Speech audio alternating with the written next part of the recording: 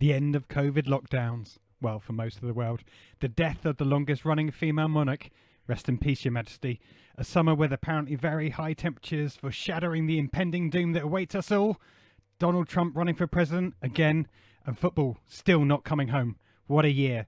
But we're here to cheer you up because this is the Cult Faction Podcast, episode 83, with a spotlight on Christmas and 2023. Superman.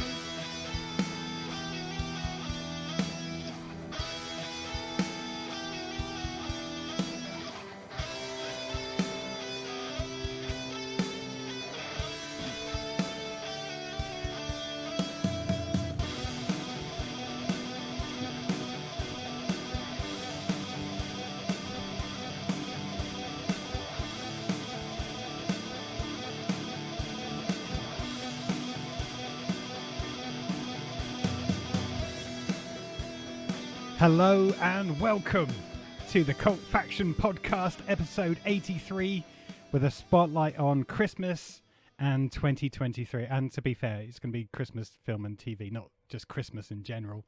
Although, you know, we could talk about what presents we're looking forward to and all that kind of good stuff. Well, you never know. It could end up that way. There's copious amounts of gin and rum in this room, so...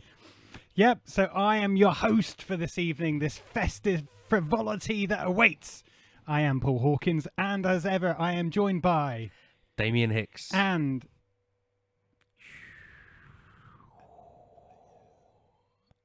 That's it, yeah, not a ghost, but Brett is unfortunately unwell tonight. But, you know, the show must go on. It is Christmas. We're professionals. Well, say that in a couple of hours. We decided that, you know, we had to go on. And, you know, it was an excuse for us to get together, put our Christmas jumpers on, and come live, as it were, to you. We're not live. Yeah, I don't know. But, yeah, you know, we're live now. You lost the way a little bit there, didn't you, with that one? But... I was getting all excited. Yeah. So we are going to have a focus on some of the Christmas TV and highlights that awaits us. To be fair, though, there aren't that many. No. It's disappointing. Yeah. So we are going to do our usual spiel that Damien hates of what we've been watching over the last week or so. We will then have a look at the limited amount of Christmas film and TV that might excite us, I don't know, or may not. Yeah. It's slim pickings. It is slim pickings. It's probably also worth pointing out that this is our Cult Faction staff Christmas party. Just the two of us. That's right. So, unfortunately, the management haven't put us up in a fancy hotel. We're still in the studio, but hey, they've given us a free bar. Yeah. so you can't complain with that, can you? Yeah. Oh, I almost bought some snacks, but I didn't. I nearly got snacks too, but then I thought the last thing you want is crunching and munching on a microphone. Yeah. And it's all right. If there's three of us, you can get away with it because you can just, you know... Yeah. Two people can talk while someone else is eating, but if I start shoveling crisps and nuts into my mouth, you've got to try and carry the conversation. That's a whole different podcast. So, it is going to feel a bit weird with just the two of us. I think I've already worked out what the theme song's going to be at the end of this episode. What? Just the two of us. Only if the TikTok videos. Which reminds me, so I don't know. Forgive me. I forget your name now, but you we actually got an email. Paul? No, not you. Oh, okay. We got an email. We got an email a few weeks back actually, commenting on the song choices at the end of the episodes, and basically if anyone's seen Homes Under the Hammer, I'm taking that approach to how we end or what music ends the episode. So if you've seen Homes Under the Hammer, the presenter may say something like, "This house has got a green door," and so then he's Shaking Stevens. They'll play "Green Door" by Shaking Stevens in the background. I'm following that exact same approach. So any complaints, tough. I like it. I find it funny, and I'm sticking to it. But thank you for your feedback. Yeah, great. Thanks. It for wasn't writing negative feedback, by the way. It was funny. It was like, I find it funny, and I just wonder why you do it, type thing. Okay. I can't remember the exact words, and again, forgive me. I haven't got it in front of me, and I can't be bothered to upload it now. Upload it? That's not the right word. What's the word? Read it. Log in. I can't be bothered to log into the email now to to check it out. But all your emails are important. They are special to us. important to us, and normally I would remember or have it Well, in front of that me. takes me back to the days of the broom cupboard. Are we going to do a competition as well? Yeah. Right in, kids. Right in, take a picture. Thomas, age 3, is being wished happy birthday by his mummy and daddy and his sister Janice. Cool. Right. Let's move on. I haven't drank for a while. Didn't I've only just come off painkillers as well because of my Oh, finger. God. If you hear a big bang, then it's just Damien falling over. Okay, so let's not worry about what we've been up to over the last week. Let's just start. All right. Oh, unless you've done anything exciting. No, actually, did some Christmas shopping. Which part of the sentence? Unless you've been up to anything exciting. Okay, fair enough. I'll give you that. That's not exciting. No. Well, it was actually because I haven't been shopping for like 3 years. Oh, you actually went out. I actually went out. Yeah, I no, why? because That's why God invented Amazon. yeah, but there's some things when it comes to the kids, there's some things you just need to be looking at to, like books and stuff. It's like, yeah, a Peppa Pig book, but you can't see inside whether it's, got lift up boxes and shit like that Chloe's just going to tear. I mean, what's the point of getting her a pop-up book? None whatsoever. Bar humbug. No, because she just goes "Ugh," and pulls it apart. Yeah, So- but that's the whole point of pop-up books. no, it's not. They're good. No, they are Okay. good, but All right, she's a little okay, bit God, older. all right. I'm you asked the question. not- Okay, so other than Christmas shopping, anything worthwhile talking about? Okay, My finger's healing really well. So I'm optimistic that I will be able to play the guitar again. you could just use a plectrum, surely. What do you mean? It's this hand. It's the Oh, it's your left fretboard hand, hand. isn't it? Yeah. yeah. So no, that would be pointless. Train yourself to play Oh the other God, way. no! Right, cool. I hate Paul McCartney. All right, come on. Let's have love. It's all Christmas and ho ho ho. Love is all you need. Fucking hate Paul McCartney. What's I he ever do. done for us? All right, anyway. Well, he released that really annoying Christmas song. Bom, bom, bom. No, I don't. Pipes of Peace. No, everyone having a wonderful Christmas time. And do you know what really annoys me about that song? Oh, I'm so annoyed I can barely speak. He says, what's the line? I don't know. The kids sing a song. They've been practicing all year long. They haven't been practicing all year long. No, they haven't. No. Because they would have had Easter, Yeah. Harvest Festival. Yeah. There's bound to have been some sort of summer concert, And the kids as well. and their kids. They're not going to No. be thinking about Christmas in January. So actually, they probably started practicing towards the end of November. Yeah. They haven't practiced all year long. Stop lying to us, Mr. McCartney. Okay. Thank you. I feel better now. At least it hasn't got Yoko Ono in that one. This is true. Do you reckon they, had a bit of a competition about like who could do the best Christmas song? Like he had his, and then John had War Is Over and all that kind of good stuff. I reckon there was a bit of competition there. Yeah. Right, move on. Yeah. What have you been watching? What have I been watching? Not a lot, as usual, because I've been busy. I've still been sticking with me Apple. Okay. TV, that is, not just eating an apple. That would be One a boring. day keeps the doctor away. Apparently so. Is it a doctor or a dentist? Doctor. You think it'd be dentist, wouldn't you? Because it kind of makes your teeth feel quite shiny after you've fruit. had an apple. It's got natural sugars in it. Oh, yeah. Probably not good for No. a dentist. This is true. The last time no, you should only drink water. Yeah, that's a great life, isn't it? Anyway, Home Before Dark. Have you heard of this? Only from when I was a kid. No. Yeah, see, it's funny you should say that. So, Home Before Dark, it's on Apple. It's I didn't know that. yeah. Okay. It centres around a family moved back to the father's hometown. The father's a journalist, or rather a reporter that I think he does kind of expose type stuff. But it looks like I think he's lost his job, so they've gone back to live in his hometown because his father's house is free to live in. But throughout, so he's got he's got 3 kids, but there's a 9-year-old daughter who's basically been kind of linchpin to it, a limpet on him. So like, she's obsessed with reporting and Okay. makes her own paper and stuff. Or made her own paper when she was when she was like much smaller. Now she's doing an online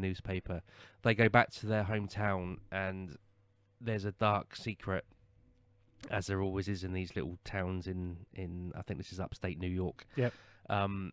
So he's not very popular. And something happened when he was younger. So basically, a child got abducted.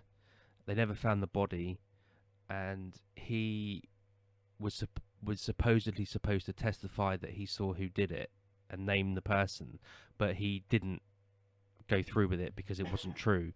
But the guy still got convicted and stuff like that. Did he swear he left her by the river? Yeah, it's a bit like that. But so she starts picking up the story. So she goes on full of like Julia Sawalha. Yeah, From yeah, it's Press all a bit Gang. press gang, but it's actually better than it sounds because it's not pitched at like a young age group, because it's, you know, obviously an abduction, a murder. Yeah. That's not aimed at that age group, but Stay safe, kids. it's I'm only 4, maybe 5 episodes in, and it's just obviously you're watching it because you want to know what the dark secret is. Yeah. But there's enough to it to make it interesting. So I'd actually recommend it. It's quite good. And the girl in it does a really good performance. She's Cool. really, really good in it. And the only other thing is, I finished watching Severance season 1. Oh, okay. There's season 2 coming soon, apparently. And is it good? It is good. Does it perk up? It towards doesn't the end? necessarily No, get okay. any quicker, so the pace remains the same throughout. There's a couple of It's the nice tension little building. yeah, the tension's building. There's some nice little twists and turns. And funnily enough, so I was obviously watching it with Sarah, and when it finished, she turned around and said, I wasn't really enjoying this at the start, but now I really want to know what's going on." So, Ooh. you know, Okay. that's a good barometer of how much it's picked up in the last sort of 3 episodes. A few tiny things get revealed, so it's not like a complete, you know, you get to the end of the season and you get nothing. Yeah. Like a few things recently. So you get enough answers to make you think it's worthwhile sticking with, and then there's enough sort of cliffhanger to make you want to go back. And apparently that comes out sometime next year. Cool. But it's not even on my list because there's no date yet for it. So when it comes out is unknown, but it has been greenlit. Cool. And that's the 2 things I've watched. Okay. So I finished off watching Alice in Borderlands on Netflix. Second And? season comes out in December 22nd. Yeah, no, it's good. It's a little bit different. We haven't really found out who's orchestrating all of the games or what's happened to everyone else and on the world or anything like that. But it's resolved the season. The main mystery. Yeah, yeah. Well, not the mystery. Not the mystery. Mystery's still going, but the Enough. They've resolved enough. Like I just said with the yeah. Severance, that they resolved enough, answered enough to. Yeah, so I'm definitely going to be watching the second season of that. We had a film night on Saturday, so we rented Black Adam. Mm-hmm. No. No. I mean, to be fair, I'm not really that interested in anything you have to say about it without being rude. But So for our listener, it's worth, you know. it's all right. It's okay. He does a good job of playing Black Adam. He's bad. I'm just trying to good. remember what and obviously we would have done the trailer because this was trailered before we stopped doing the trailer stuff. Is this the one where he's like centuries old and comes back? No, he was around a couple of thousand years ago, Yeah. but then he vanished. That's yeah, okay. I think I can vaguely remember. Yeah. Yeah. So Rock does a good job. He is bad, but he's good. You know, Yeah. he kills people, and there's some funny bits in it. He battles a league of superheroes. I can't remember their names. It's not the Justice. It's the Justice Society, not the Justice League. No, Oh, no. That's Justice- a different franchise, isn't it? Yeah, I so- know that much. So Justice Society comes on the scene straight away to basically, you know, imprison him because he's bad. But you don't really get too much of their backstories. You don't really, you know, build up any empathy with them. And they're supposed to like trying to talk to him a bit. It's just no, they go full on have a fight with him, which obviously isn't going to go down well with a super being. So that was a bit annoying. And and there's just not really any big enough battles or anything to make you go, wow, that was a great superhero film. Is it the beginning of another series, another round of? Is it? Does it got that feel of it where they're kind of kicking off I could a new? Not well. I suppose it is. You can't really call it because it's already part of a franchise. Yeah. But is it kicking off another round of? There'll be a Black Adam 3. I could see him coming back in a different film. It'd be quite cool if he was in Shazam too, because it's the same gods that gave Shazam his powers, gave Black Adam his. So that would be interesting. But I don't think he is, because Shazam's It's already made. It's coming already out. yeah. Whether it's Shazam 3, I don't know. But I think there's enough of a character there to bring him back. I mean, Jesus, we've had some ropey ones over the last few years that they bring back. But as I said, I wasn't blown away by it. But hey, it killed a couple of hours. Slow Horses on Apple. Yep. Carrying on with season 2. I'm waiting because there's only 3. Yeah, so I've done the first 3 episodes. Yep. It's good. In the same vein as season 1, it's kind of that slow build up. There is action. You haven't seen it yet, so I'm not going to give anything away. There are some obviously twists and turns, some unexpected. One of the interesting things, actually, I was looking at the credits, and I realised who one of the writers is, and you'll know her really well. It's Morwenna Banks. Is it really? Yeah. The voice of Mummy Pig listeners. Yeah. So and she David Baddiel's wife, I believe. Yeah. Or she was. Hopefully she still is. Yeah. Don't- There's a connection. Yeah. Let's leave it at that. But yeah. I'm waiting for, because we normally do 2-3 episodes of something a night, so I'd rather wait for that to drop, so there's at least 3 nights worth or something. Actually, that'd probably be the end of the series, wouldn't it? But No, but it's good. I'm looking forward to restarting that, because I really did enjoy the first season. Yep. Luckily, I came to it late, so they had the whole lot to watch in one go. Sorry, I'll let you talk. No, that's cool. That's what these podcasts are about. I'm conscious that there's only 2 of us, and so I kind of got to fill in the gaps. And the third and final thing, not a new film, but it was Sunday morning. I was up early. So I decided to, and I watched it before, but I don't think I actually gave it, The attention it deserved. Yeah. So I rewatched Mad Max: Fury Road. Hang on. See, I'm now well confused. Is that the original Mad Max stuff, No. or the new? The new. Oh, right, Well, okay. new, Yeah, I've few not years old. touched the The new one one. with Yeah, but Charlize the Theron. relaunch, the reboot, Yeah. whatever you want to call it. Yeah, I didn't want to touch, because I really liked the original Mad Max. I wasn't keen on was it 3 with Tina Turner? We don't need another. Yeah. No, Yeah. this That's what I lost the appeal. but- this is very much on the kilter of Mad Max 2. okay. Yeah. And it's proper big old made vehicles of all descript. Yeah. Having big battles as they're journeying on Fury Road. But it's really good. As I said, I don't think I gave it the time and attention it deserved first time watching it. But no, it's by Miller, the guy that did 300. Directed that, and you can tell it with all the sequences and all the direct cinematography and all that kind of good stuff. Actually glad I went back and watched it now. Cool.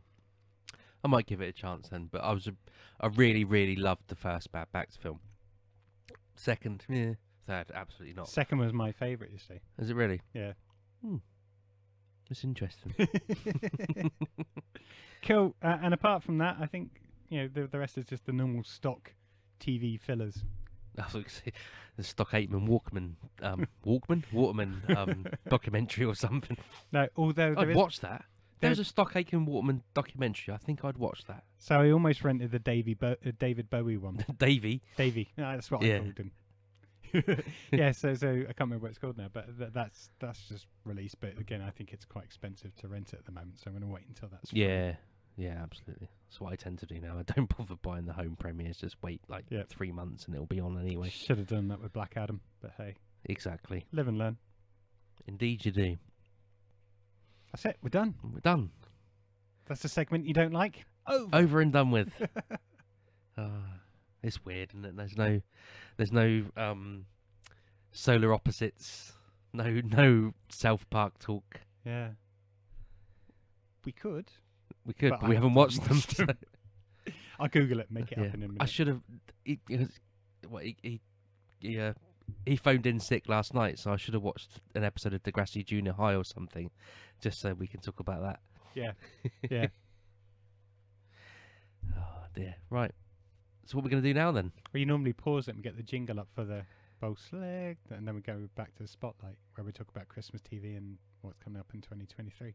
Should we do that then? Yeah. Okay. スポットライト That's right. So the spotlight this time is on Christmas TV and film. Any highlights or lowlights or whatever may fall Just out. stuff that's caught our attention.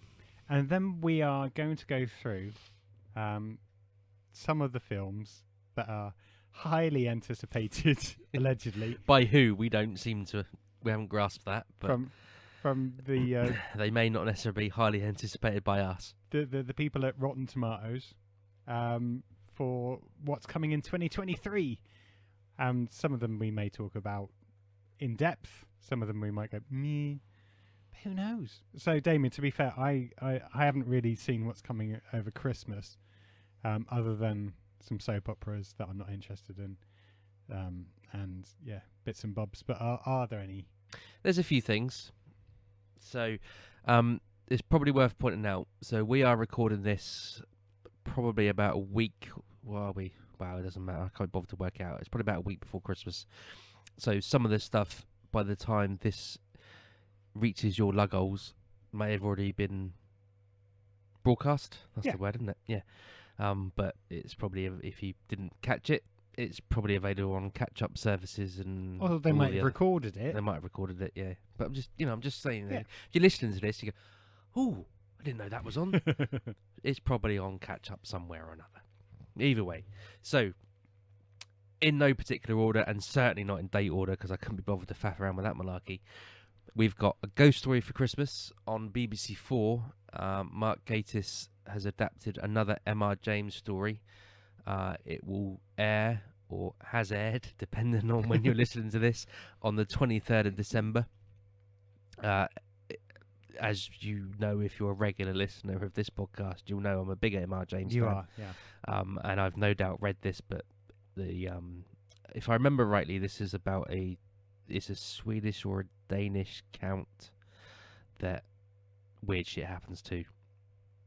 I think if it's the one I'm thinking of, it's a good story. Obviously, some things get lost in translation when it comes to adapting these stories into a TV show, because a lot of M.R. James's nuances get lost in the way it's portrayed on screen. But we'll see. You can't beat A Ghost Story for Christmas, so I'm chuffed about that. We've also got the Detectorists Christmas special on Boxing Day at 9:00. Now, again, if you're a regular listener, you know I love the Detectorists, and I genuinely thought those 2 seasons and the other couple of specials they did was it. That was it. It was over. Wouldn't see the 2 characters again, but no. And there's even the possibility of another series coming, but that's all still up in the air. Does it depend on how well the Christmas episode goes down? No, it's more, I think. I mean, originally when I've forgotten the guy's name now. He was Mackenzie Crook. Originally, he said the story's been told. There isn't really anywhere else to go with the 2 characters. There's the original story arc's been told, and there is no. It's not. It's one of those comedies that's kind of, it's just subtle. There is no, no ongoing mystery. There's no. It's just 2 blokes. It's 2 blokes being filmed doing their hobby, with a little bit of their home life sort of interspersed between it. The comedy comes from the interplay between the 2 banter. characters. Yeah, the banter and all that sort of stuff. And a little bit of the situations they find themselves in. And a few years back, he said that we've done what we wanted to do. There's no more. There's no story to tell. So, but there obviously is. 'Cause they've got a Christmas special, and so if they can come up with more story, and obviously it also depends on Toby Jones's schedule because he's just pretty much working non-stop. So Every actor's dream. yeah, exactly. So we shall see, but I'm really looking forward to that. We've got an Inside Number 9 Christmas special on the 22nd of December. There's been adverts on the telly that's been trialled quite a lot. They kind of never fail to deliver when it comes to their specials. You and Brett always rave about Yeah, them. I've never watched them, but yeah. So they've done. If I remember rightly, they've done one Christmas special before, and they've done at least one Halloween special. The Halloween special wasn't great, but only it wasn't great by their standards, right. not by other kind of TV shows, if that makes sense. Yeah. So they kind of never failed to deliver. Some of the some of the episodes in a series can be a bit hit and miss, but again, this looks good by the trailers. You always rate them like 8s anyway. Yeah, I mean, this is So the thing. even their low ones They've are set really good. such a high bar, especially in the first season and probably the second season, that their bad ones are only bad because of they've done so well in the other ones. If that makes sense. So if you were to compare it to something similar, you go, any episode of Inside Number 9 is better than any episode of Tales of the Unexpected type thing. Yep. So there's that. We got a Death in Paradise Christmas special at 9 o'clock on Boxing Day. I don't know why I've put the time in there for that one, but it is. Is that because that conflicts with the other one going off at 9? Yeah, but even with Virgin, you can record 4 things at once now, so it's not a problem. And who doesn't love a bit of Death in Paradise? See, it's funny because I'm reading off things you don't watch. There's no real. I have seen some of the earlier Death in Paradise and liked it. It's the same with Doc Martin. Mm. I've seen a couple of those and I really like them, but I'd have to go back to the start to watch all of it. See, I want to sing. We don't talk about Bruno now because we shouldn't talk about Doc Martin because it's not cult TV, but it's bloody good. Yeah. In a kind of, I don't know what's the word. There's no concentration needed. There's no bubblegum TV. It is. It's pop bubblegum TV, and I haven't got it written down here, but the last ever episode of Doc Martin will be on Christmas. It's a Christmas special. Oh, okay.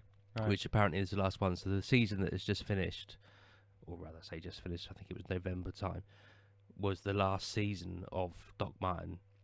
But they've done one Christmas special to kind of, round it all off. And I just genuinely like Martin Clunes. I like Martin Clunes as well. Even his little island thing that he did, or the Oh, travel. did he go to Mauritius or something? He goes everywhere. Yeah.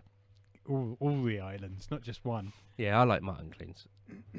The last series of Remember Hayden Baddy wasn't that great, but then that's more probably the writing, and they shouldn't have got Debbie and what was his name in it? Can't remember. Martin Clunes. No, not Martin Clunes. The other guy. Yeah, Neil Morrissey. Neil Morrissey. What was his name in it? I can't remember. Tony. They shouldn't have got Debs and Tony together because that's the end of the thing, and that just ruins everything. It's like at least the Friends, they got Ross and Rachel to split up. Yeah. Not that I really watch Friends, but I know you can't help by osmosis kind of understand what goes on in Friends or what not. And at least they played Yellow Ledbetter in the That's true, they did. Yeah, I did actually watch the last episode just because I wanted to see what all the fuss was about. Anyway, so yeah, there's a Death in Paradise Christmas special. I purposely not watched any trailers or anything about that because I want the whole thing to be a surprise and a mystery that you can unwrap. Yeah, exactly. And then we've got a Ghosts Christmas special on Christmas Day. Now I know I've seen a few of them. dipped in and out of Ghosts. Yep. But it's a comedy that I would highly recommend. I don't mind it at all. No, I know you don't, but I think if you watched it, watched it, you get the comedy. Yep. Because if you dip in, the laughs are sometimes lost because you don't know what's happened in other episodes and the actual characters themselves. So that's really good. And then I've got a few radio things to mention, which is unusual. Radio. So on Radio 4 on Christmas Day, there's an adaptation of Charles Dickens' The Signalman. don't quote me on this because I've only Okay. got I'm doing this by memory now, but I think that's got Toby Jones in it as well. I'm pretty certain of that. That's at 3:15, so straight after the King's Speech. So you can watch you can watch the King's Speech, or even listen to it on Radio 4, because no doubt it'll be on Radio 4. That's the actual King's Speech and not the film. Not the film, no, The King's actually the King's Speech, because this year, for the first time in however many years, A long time. it will be the King's Speech. But that's at 3:15, and no doubt that will be on BBC Sounds probably immediately after, if not before. And we've got Hunting Ghosts with Mark Gatiss and Richard Coles, of all people. So the Right Reverend, no, not the Right Reverend. He's just a Reverend, I think, isn't he? Is he a Reverend? Don't know. He wears a dog collar. He's a vicar. Vicar. I'm sure he's the Reverend. Okay. Yeah, I'm sure he is. We The don't need to. Well, no, I don't want to do the guy. I like the guy. He's quite a nice. Comes across on the screen as funny, jovial, and Yep. whatnot. I don't want to do him a disservice by calling him just a vicar. If he's like, I don't know. Is there a difference between a reverend and a vicar? Is it a different kind of I don't know. denomination? That's the right word, isn't it? I don't know. Is Reverend Catholic? And when Vicar's C of E. I don't know. It's not that kind It's of not podcast. that important. And we're well, I'm agnostic, but you're an atheist, aren't you? What's the difference between agnostic and Agnostic is kind of don't really care. There could be jury's out kind of thing, whereas atheist is like, no, there is no God. Oh no, I'm not an atheist then. You're an agnostic. Yeah. Yeah. Okay. So we're both agnostic. So I don't know the difference between a reverend and a vicar, if there is a difference, or if it's just semantics. But either way, Ghost Hunting with Richard Coles and Mark Gatiss, which is on Christmas Eve at 10:15, and as I say, likely to be on BBC Sounds shortly thereafter. So, like me, if you're like me, rather, you could put that on whilst you're playing the PlayStation and just listen to that in the background, which is exactly what I'll be doing in the new year or slightly before. Either way, I want to listen to both of those, but I won't actually sit down on Christmas Day and listen to a Charles Dickens adaptation. You got no chance. Especially not 3:15. The kids will be running mental by that point. Yeah. Or we could be eating dinner. Who knows? Well, they're not going to be playing with a Peppa Pig pop-up book, are they? No.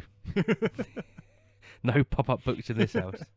Chloe gets those hard cardboard books that you can't destroy. Yep. Although Indies had given it a good go, the little bastard. We both paused for a drink then.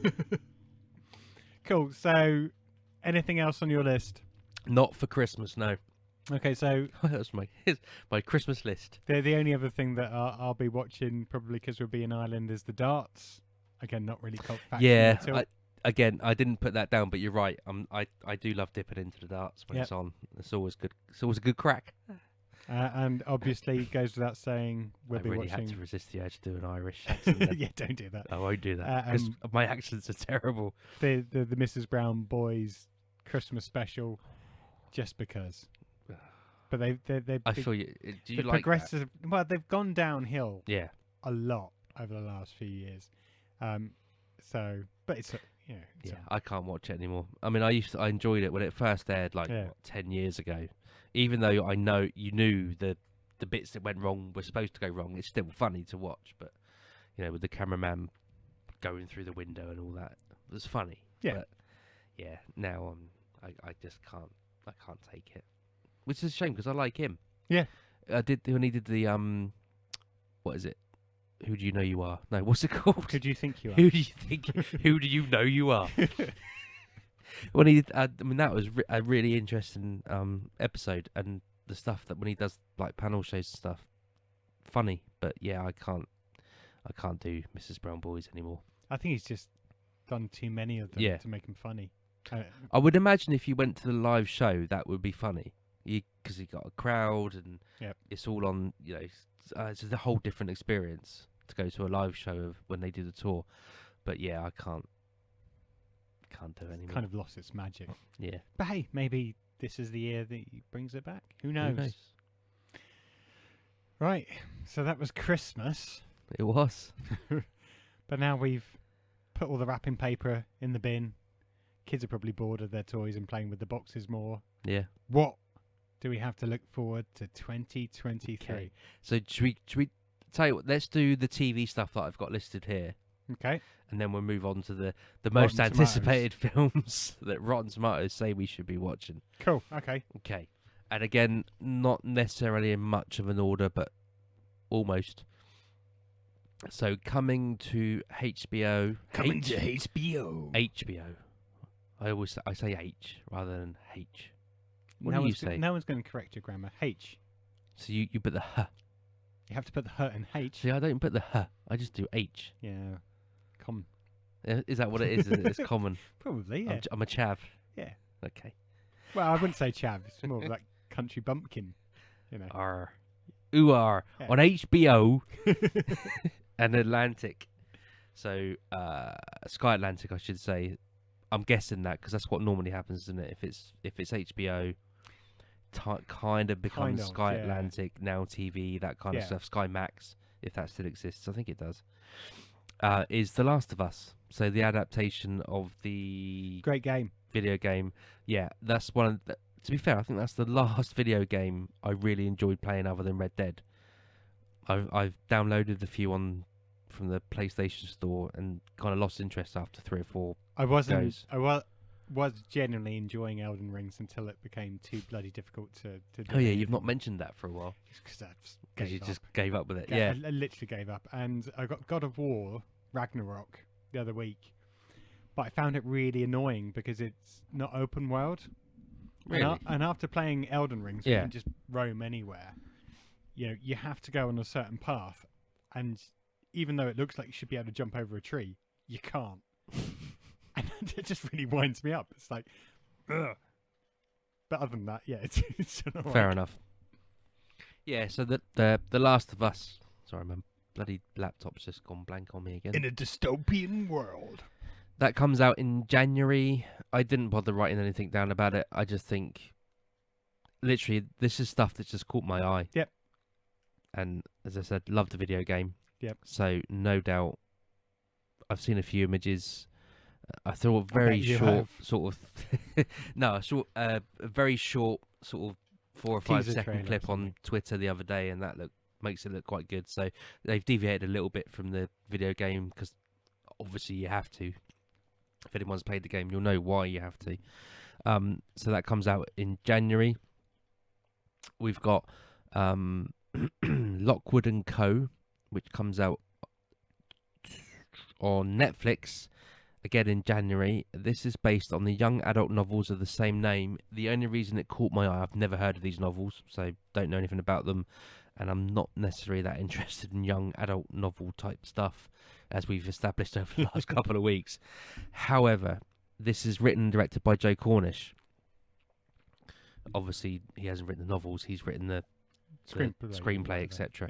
Yeah. But yeah, most stuff that Joe Cornish touches tends to be pretty decent. And what kind of thing is it? I don't know. Oh, okay. Literally, as I say, it caught my eye because it's written by Joe Cornish. So Right.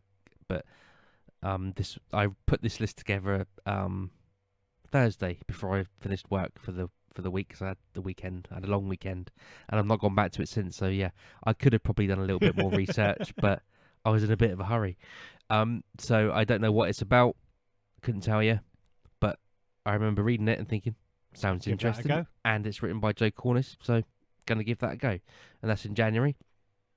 Moving on, we've got so I've got one film on here, but it's a Netflix film, so it doesn't really count as a film. Still, not in my opinion. anyway. Unless Netflix, I'm still old school.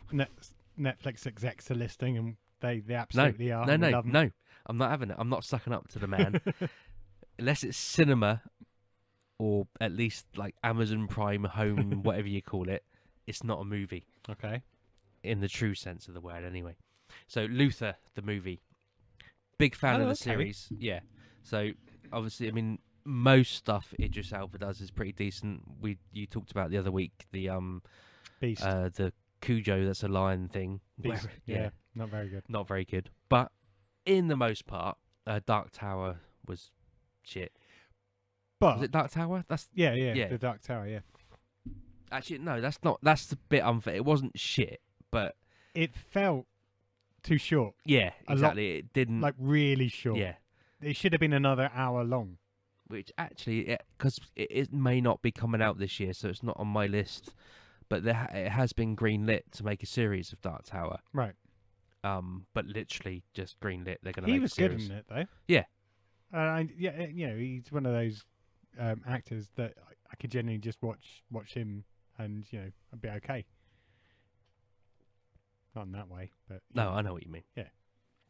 But yeah, anyway, that was Dark Tower, which is 10 years old by now, probably. But anyway, Luther the movie. Does it need to be a movie though? Well, this is what I said. I literally kind of just said, is it? It doesn't count as a movie because it's on Netflix. So in my mind, it's more likely to be kind of like a TV special kind of feel to it. So an hour and a half long episode of Luther rather than a blockbuster movie or a And I don't 3 mind because that. I think if I remember rightly, the Luther series are only about 3 episodes each Yeah, time. yeah, They yeah. weren't long, but they were 2 hours long, maybe, or an hour and a half long. I'm sure, if I remember rightly, because it's been quite a while since Luther was last on. Yeah. They were kind of epic insofar as TV series go. They weren't just. It wasn't like 8 episodes of half an hour No, each. no, it was like a limited season. Exactly. Or whatever, So I think this is just a slight kind of extension of that kind of format. Cool. But yeah, as I said, Luther. Idris Elba. That character is brilliant. Yep. And it was left that he survived. I can't remember I can only think of the last scene where there's coke floating in the in that the was Thames. weird. I was going to say because I loved his dress sense as well. Yeah. So we knew that he was still going and all that sort of stuff. So that would be interesting. That comes out on Netflix in March. And then we've got something called Kaleidoscope. This is January, so like I said, this is not in any particular order. This is a non-linear heist story. I'm taking this is literally the spiel that I copy and pasted from Netflix. Nothing wrong with that. Good, thank you. I'm gonna burp. Excuse me. So this is a non-linear heist story. All viewers will eventually see all episodes, but the order in which they watch those episodes will affect their viewpoint of the story. The characters and the questions and answers at the heart of this heist will... That doesn't make sense. Sorry. Will affect their viewpoint of the story, the characters, and the questions and answers at the heart of this heist. What? Yeah. So how will you experience the colours of Kaleidoscope? But would we not watch it in the way it's released? No, so basically, that's only like the headline spiel that I copied out. So basically, you could watch this in any order because apparently I think it spans over a number. The story arc spans over a number of years, Right. so it doesn't necessarily matter how you watch it. So I guess what they mean is you could be your one episode will be the viewpoint of, I don't know, for example, the getaway driver, but then another episode would be the viewpoint of the safecracker. I'm making this up, but that's I think that's how I understood the spiel of it. So that means your sympathies might lie with different characters depending on how you watch it. Okay. And then I guess there must be something that kind of tells you what the final episode is, or maybe the end is in the first 30 seconds of each episode, and then it goes so back. again, they're trying to do something a bit different. Yeah, something that's a bit like, Yeah. they did something different with Bandersnatch Yeah. and all that sort of stuff. So it's a different way of watching TV, and because obviously you can do that because it's on demand, so you don't have, it's not like you got to watch it on a Thursday at 5 o'clock or whatever. So that caught my eye just because of I'm not a big fan of heist stuff, to be honest. Doesn't appeal to me necessarily, but How can you not love Ocean's 13? never seen it. I have seen the original Ocean's 11, to be fair. That was good. And that's really good, which is probably why I've not seen the remake of... That was on Ocean- telly the other day, actually. Was it? I forgot to mention that. Did you watch it? Yeah. It was bloody What, brilliant. the original, or... No, the original, yeah. Yeah, the original's brilliant. Yeah. In a... No, it is. Yeah, Yeah. it is brilliant. But I've not seen the remake. I didn't want to touch it. I only remember some guy had a really bad Cockney accent in it. And that- Yeah, it doesn't surprise me. I mean, to be fair, the reason I don't dislike George Clooney as much as I despise Tom Cruise. But I just find Clooney plays Clooney in And pretty our much guest every on film. next week's podcast. But he does, doesn't he? Clooney is Clooney in every film. Yeah, yeah, yeah. You know, the Tarantino one I like. What's it called? Dust of Dawn. Dust Till Dawn. But that was because it was before Clooney became Clooney. a commodity. Yeah. But in everything else I've seen him in, he just plays George Clooney. What else? Yeah. So. That was a reference. Oh yeah, that was a reference to the advert. Yeah, Coffee very advert, good. Yeah. Very good. Like that. It just came to me. Yeah. Anyway, so that's Kaleidoscope. Please don't cut it out. I won't. No. I think as last year's Christmas episode, I won't cut anything out unless we get really, really, really drunk. We've got that's annoying. I've got some things that aren't in bold. They should be in bold. Carnival Row, the second and final season. So there's only going to be 2 seasons of this. Drops in February. Did you watch the first one? I did watch the first one, and Yeah. I think I enjoyed it. It was all right. It was all right. It wasn't. I think I was a little disappointed because it wasn't as good as It's it looked. the Cara Delevingne one, isn't it? Is it Uh, Cara Delevingne? I don't. I couldn't tell you. Is it got? It's Orlando Bloom. Orlando Bloom. That's yeah. the fella. Yeah. Was it Jude Law? No. No, it's Orlando Bloom. Sure it is. It's one of them. It is. Either way. Yeah. Carnival Row. It's Good old British actor, innit? Yeah. That comes to Amazon in February, and as I say, yeah, the series was good, but I don't think it was good as it wasn't as good as they made it look to be, but it was still enjoyable. Yeah. So, and it's 1 season. The So- highlights were the highlights. Yeah. We've got now. This is a weird one insofar as it's just weird. Okay. This is a proper cash cow, and there's part of me that doesn't want this to happen, but in the same token is happening. Only Fools and Horses. No. Good Omens season 2. Oh, okay. So obviously there's only one Good Omens book. Terry Pratchett and Neil Gaiman. Yeah. Gaiman. I've always Gaiman. said Gaiman, so I'm saying Gaiman. Yeah, it is. So, just those two. And obviously Terry Pratchett is no longer with us. God rest his soul. God rest his soul. So I understand Gaiman's had input into it, etc., etc. But there's something that just grates on me a little bit that there's a second season of this. The story was told from the original book in the first season a couple of years back. So, but they've gone. Obviously, this was very successful. Yeah. Everyone loved it. They loved the 2 characters together, the 2 actors together. So your nemesis, Mr. Whatever his name is. We don't talk about him. We don't talk about him. What's his name though? Michael Sheen. I know. Michael Sheen and David Tennant Yeah. were both very good in the first season. So they've gone for a season 2. So, but there's part of me that goes, "Great, there's a season 2 because it was really good and I enjoyed it." And I like to see how these characters. Well, the proof's Go in the on. pudding. Yeah. We're going to be watching it, so. Exactly, I will watch it. Of course, I'll watch it. So that's coming in the summer of 2023. And then what have I got? I've got Shadow and Bone season 2. Did you watch the first one? I watched the first one. Thought it was a little bit ropey. I gave up after the first. No, couple I of did. We episodes. stuck with it. I do. I mean, to be fair, there's very few things I won't stick with, unless they're really, really shocking, like that university werewolf thing. Didn't stick with that. Can't even remember what it's called. It was that bad, but I do remember you saying. yeah, it was awful. Excuse me. So there's but Shadow and Bone did stick with. We'll struggle for the first probably 5 or 6 episodes trying to remember what happened. The trailer in the of first. that was really good. If I remember rightly, remember watching. this is the one with the mist. Yeah. And there's And if basically you get you've across the got- sea and it's almost whatever. kind of like Tsarist Russia, isn't it? It's Yeah. In a the Russian dystopian dynasty, but it's world. so you got like one side of the black fog thing is prosperous and really Yeah. cool. The other side is poverty stricken and blah blah blah. And she's got powers. There's a big of some old sort. war about to take Yeah. place or something. It's but that then- one. But I don't think I disliked it. I just didn't go back to watching it. I don't know why. I think it was probably. I think the reason we stuck with it is because there was nothing else to watch at the time. So do you know what I mean? It's like nothing else is on, so we might as well carry on watching it. That drops on. Oh, we've got the exact date here. Thursday, the 16th of March, on Netflix. Just before Paddy's Day. Yeah. And then Quantum Leap has been renewed for a season 2.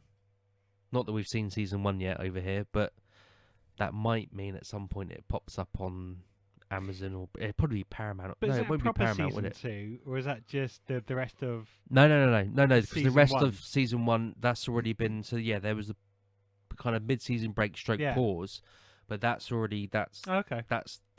This is literally a green light for season 2.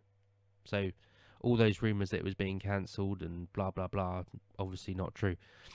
When that drops, don't know, but you know what these. I mean, over in the States, it's Yeah. got a very different kind of schedule, don't they? So they'll if it's greenlit, it's going ahead. Yeah, that yeah. means it will probably be at some point next Cameras year. running, guys. Yeah, exactly.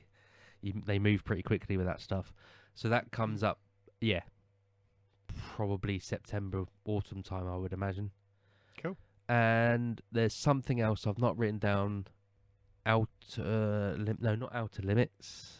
Come on, man, you can do this. Not Outer Limits. Outer Banks. Season 3 of Outer Banks. What's Outer Banks? So this is the one that I've talked about a couple of times. No, I know neither you or Brett have watched it. Is this the one where he's got a hole in his No. in his property? He's got a hole. Yeah. No. I thought That you was said one. a couple of weeks back. No, that's what is that? The range or something. Range. Okay. Range. Yeah. Outer range. No, that's Outer Range. No, that's only just finished. I think it has been renewed. Right. But whether that's next year or not, I don't know. No, the Outer Banks, I'm sure that's what it's called, there's a bunch of young adults that are on a kind of treasure hunt sort of thing.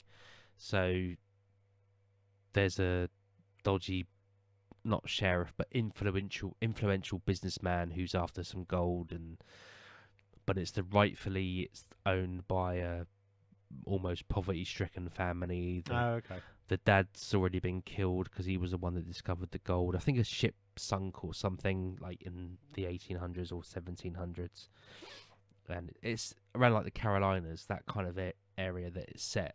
It's almost like Goonies, but for older kids and not contained in an hour and a half. I can't remember how the last season ended, the second season ended, but again, it's one of those where it's worth watching, but it's not that great. Okay. You just kind of, once you start, you want to just see how it all pans out. But because they're teenagers, they make really stupid choices and decisions, and you get really annoyed that, well, if you just did this, that wouldn't happen. So why or just take a fucking photo of the bloke doing the wrong thing because you've got camera phones now. Yep. You'd have the evidence. They rather don't even than call just them running camera away. phones anymore. They're just phones. They're just phones, exactly. Yeah, and aren't they? They were camera phones. But you know what I mean? It's like, Yeah. it is one of those things where, like, look, he's stealing the dime bar. Oh wow! Where'd come? that come from? Either you way, he's hungry? stealing the dime bar. Do you need sugar? But rather than take a picture of him stealing the dime bar, they just go, he's stealing the dime bar, and they run off to go and tell someone. Right. Take a fucking picture because you've got your phone. You know, that kind of annoying kind of plot hole that, you know, would have been fine 20 years ago, but now No excuse for it. no excuse for it. And that's it. That's everything. I hope it is, because my screen's gone blank and doesn't seem to be coming back on. Yep, it's gone. So it's just died on me. We're just talking to each other. Yeah. It's not even recording anymore. Oh no, that screen's all right. This is my laptop screen. Well, That should still be recording. Oh, you've got a different keyboard. Yeah. Oh, okay. Okay, cool. Modern technology, eh? I can multitask. You the So I've got the producer. the studio piece of equipment is over there, and my notes are over here, and we are still recording. Cool. Wavy lines and everything. Look, All we're missing is the live audience and Brett, obviously. definitely missing Brett. Cool. He'd be looking for. I'm sure he's discovered by now that there is Solar Opposites Christmas special, Oh, he probably is. Yeah. Yeah. because he was so excited about the Halloween special the other week. So If you're listening, Brett. Yeah. Hope the Solar Opposites Christmas special was good. Okay, so we've had a look at films and TV. Well, we've had a look at TV and we've done the TV TV film. and one film. That does, as we said, doesn't really count as a film. No, It's more of a TV it's special. Luther. It's Luthor, exactly. Yeah. Not Lex Luthor. No, That wasn't even worth saying, was it? It I'm wasn't. sorry. It's fine. It's fine. It There's just no, popped into my head, it's a and I thought safe, I know something about the DC universe. it's a safe space. Thank you. It's okay. I won't judge. So we've done the TV and TV film, and now we're going to move on to the films coming out in 2023. But not all of them, obviously, because there's probably thousands of them.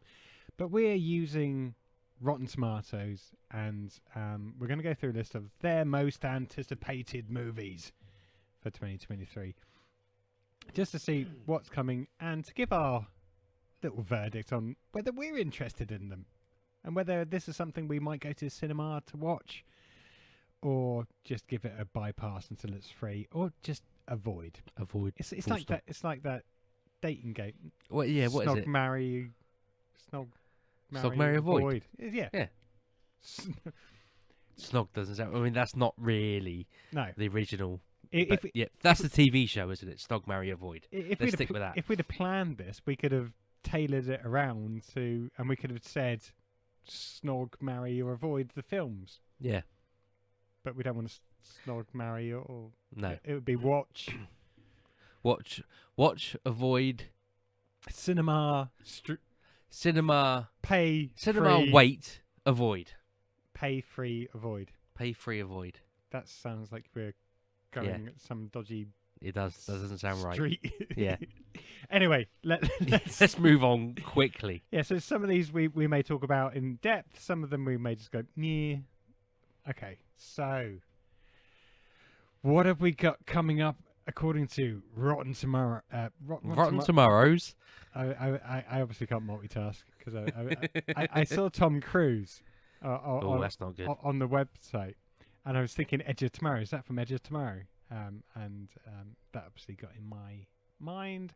Okay, so first up in the most anticipated films of 2023, Magic Mike's Last Dance. Move on. Did you actually watch any of it? I've not seen it. Is there more than one Magic Mike film? Yeah, Really? there's Magic Mike XXL. Okay. I don't know if there's any more. And then we've got Magic Mike's Last Dance. I flipped over, and I think a few weeks ago, maybe months ago, and this was playing on, the first one was playing on BBC One. And it wasn't what I thought. They've tried to make it like, the first one was like the serious life of a stripper. Yeah. Not a stripper, a male dancer. Yeah, male provocative yeah. dancer. A Chippendale. It's a Chippendale kind of thing, isn't it? Isn't he? Yeah. I got to be. I mean, I got to be honest. I'm not ashamed that I don't know, but I all I've ever seen is the black and white clip of him kind of ripping his shirt off on a stage. So I don't know. I'm assuming it's about a kind of Chippendale. Yeah. Not as in the Rescue Rangers, the dancers. That'd be cool. Yeah. Yeah, and I think Matthew McConaughey was in the first one. It's certainly some, wizened male dancer helping the younger I dancers. see. He's like kind of. And I think he had a plan that they were all going to save all their cash up and buy like a load of portfolio of homes. He's the Oh damn it! What's the guy in Roadhouse with the tash? Yeah, He's the Sam. No, it's not Sam. What's his? Oh, Sam. It is Sam in it. He's the Sam to Patrick Swayze. yeah. Yeah. Yeah, I just wanted to clarify we're talking about the same guy. You weren't going to go on about the evil dude that was No, in charge of the town. No, he's the Yeah. he's him to Patrick Swayze's young bouncer kind of. Okay. But I only watched 10 minutes of it. Cool, we got a Roadhouse reference into a Christmas episode. But yeah, Magic Mike's Last Dance. Yeah, I mean, if we're doing like a snog, marry, avoid type scenario, it's avoid. I'm going to say I'm going to avoid that. Yeah. Okay, moving on. Moving on. Oh God, this is. See if I can put my teeth in and say this. So, Ant-Man and the Wasp, Quantumania. As in Quantum Leap, but without the leap and the ania. Yeah. Ania. That sounds like a disease. How are you feeling today? Oh, I've got a touch of the anias. Is it large? Just a quantum. It's a bit inflamed. that was the only cool thing about Quantum of Solace is that people got to understand what quantum actually meant. This is true. Good old James Bond. Yeah. Always giving. Well done. Appeals to the masses. Ooh. What? And we think we've got the new James Bond. Do they? I haven't. I'm not a James Bond follower fan. I think the whole thing is nonsense. But I'm sure the since Roger rumor Moore- mill has it is that it's Tom Hardy. I can see that. Unless I'm completely wrong, but I think. Do you know what? I think now you've said that, Tom Hardy doing James Bond in the 60s would be awesome. But James Bond now with Tom Hardy, I don't know. But do you know what I mean? That him doing like a Sean Connery James Bond. Yeah. I think that would be a really good. But they still might. thing. You see, No, but they won't know, will they? Because it'll be, much more high tech that would be sequences. quite cool, and- though, wouldn't yeah, it? it would if be. they went back to the 60s. If they went back, yeah, exactly. That's what I mean. If it was like James Bond in the 60s and Tom Hardy was doing it, that would be awesome. But it's not going to happen, is it? It's going to be set in modern times with, Well, explosions and if you're lots tuning of product in placement. the Broccoli family, then yeah, if that's you need still heavily involved. if you need Yeah. some ideas and looking for screenwriters, and then we I'm not saying I could write the screenplay for it. oh, but we'd give it a go. We've yeah. got a few ideas. damn kicking straight, around. I'd give it a go. Anyway, Yeah. Anyway, Ant-Man and the Wasp: Quantumania. Have you? And I'm not, you're not judging expecting you. much from this conversation, are you? Have you actually watched? And No. No. Okay. No. So Connor loved first So, Ant-Man. This is the guy. What's his name? Paul Rudd, isn't it? Yeah, Paul Rudd, Is Ant-Man the who was never in Afterlife. aging. Ghostbusters Afterlife. The Yeah. same guy in Yeah, it. yeah. Yeah. Yeah, and many I'm other crap films. with names. I've got to associate the name with something I've seen the person in. Otherwise, I'm Yeah, Paul Rudd useless. in loads of films. Yeah. Including Ghostbusters Afterlife. Yeah, so he is the Yeah, new I know. Ant-Man, That was just the one I picked from my head. taking over from Michael Douglas, who was the original Ant-Man Really? in the film. That is, yeah. Oh, okay. I wouldn't know. First one was good. Ant-Man and Wasp, bit meh. So, as a complete, for want of a better word, novice, but that would imply that I have some interest and I don't. But as a complete novice, am I correct in my interpretation? Ant-Man is someone that can go really small. and really big. Weirdly enough, yes. So He can go he can- really small, Yep. and But can also go really big, so bigger than like normal person. giant. Okay. Yeah. And I guess the Wasp is someone that can fly around Yeah, the size so of she a can wasp. fly. But is she the size of a wasp? They're about similar sizes. Okay. Yeah. So in relation to But they an ant, couldn't call you her see an Ant ant Girl. on Flying ant girl, just no, it wouldn't wouldn't work. work. But yeah. So in what I'm getting at is that you have an ant on the floor. Yep. And you have a wasp. Yep. She would be Fight! the size of a wasp, and he would be the size of an ant. well, they're about the same size when they shrink. Okay. So that's wrong then, isn't it? Because Yeah, like but ants are much smaller than wasps. she's got you get some big ants. They're not as big as a wasp. Ooh. No, I refuse to accept. Maybe maybe Queen in ants some. are huge. Yeah, but Some are can they, be are the they s- wasp size? Some can be the size of a mouse. Really? Yeah. Okay. All right. Anyway, I'm just trying to, because I am Ant-Man. oblivious to what goes on in the. This isn't DC, is it? This is the other Marvel. one, Marvel. I'm oblivious to what happens in the Marvel universe. I'm trying to, just get my head around that. So Ant-Man is tiny, Yep. but can be big. Can be big. Wasp is wasp size, but apparently also the size of an ant. I think you're thinking about this too much. They can both go tiny, Okay. but they have incredible strength. Is that the only thing that he has that kind of makes him ant-like? He hasn't got like little antlers, not No. antlers. What are they called? What are they called? And not antennas. What are they Feelers. called?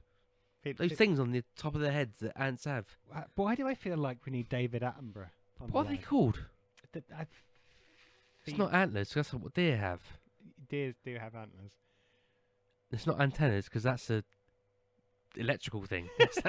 That's to do with radio frequency and stuff. We're What are getting they off- called? Doesn't matter. No, I want to know Oh now. God. Well, I need to. Oh, I want to God. understand why Google- he's Google called it then. Ant-Man, So other than the fact that he can 'Cause be he can really shrink. small. Because No, hold the on. guy in the Flash, he can go really small. He's not called Ant-Man. yeah, I know because Ant-Man was taken. DC couldn't call him Ant-Man because Ant-Man was taken and is in Marvel. Yeah, but So he's called Ant-Man. you know, And he- Spider-Man has webs, It's okay. so yeah, So he could have been called Cockroach Man. yeah, but he, I guess smaller than a cockroach, and he but could yeah. just- so just he's what are they able. called? He's able to shrink right. because of the pin part. Well, why couldn't they call him the Incredible Shrinking Man? Because that was already taken. Or just Shrinking Man then? Little Man, Because it's Tiny Man. okay, we're getting off topic. Yeah, but it's Christmas. Okay, so he can shrink because of pin particles that Michael Douglas invented. Pin particles. Pim. Yeah, pin. As in the drink you have at No, that's Wimbledon. Pims, Yeah, but but yeah, Pim without the S. Yeah. No, Pim. Pim. Pims without the S. Yeah. Yeah. Pim. Pim particles. that allow you to shrink. But Okay. you can also he can get big. Anyway, the first film was good Why is he the only one that can do this? because there's only a certain amount of pin particles. Okay. Because Michael Douglas invented them, had a store of Like, them. literally invented particles. See, this is why I don't Oh, like this God. nonsense. Yes, So yeah, he invented a particle. You can't just invent particles. Well, that's what he They called. either exist What he found, or them, that you can or discover them. produce them, or whatever. He managed to acquire them. Oh, but there's only enough for... So it takes a lot of time Rudd to use produce them. them. Yeah, so there's a set amount, There you see, you're saying produce Wait, again, so he invents them. but he also doesn't want to give it to everyone because then everyone could have these superpowers. Yeah, what's wrong with that? It's not really... Well, it's a superpower. You can go really, really tiny, so you could be eaten by a ladybird. Have you not seen The Boys?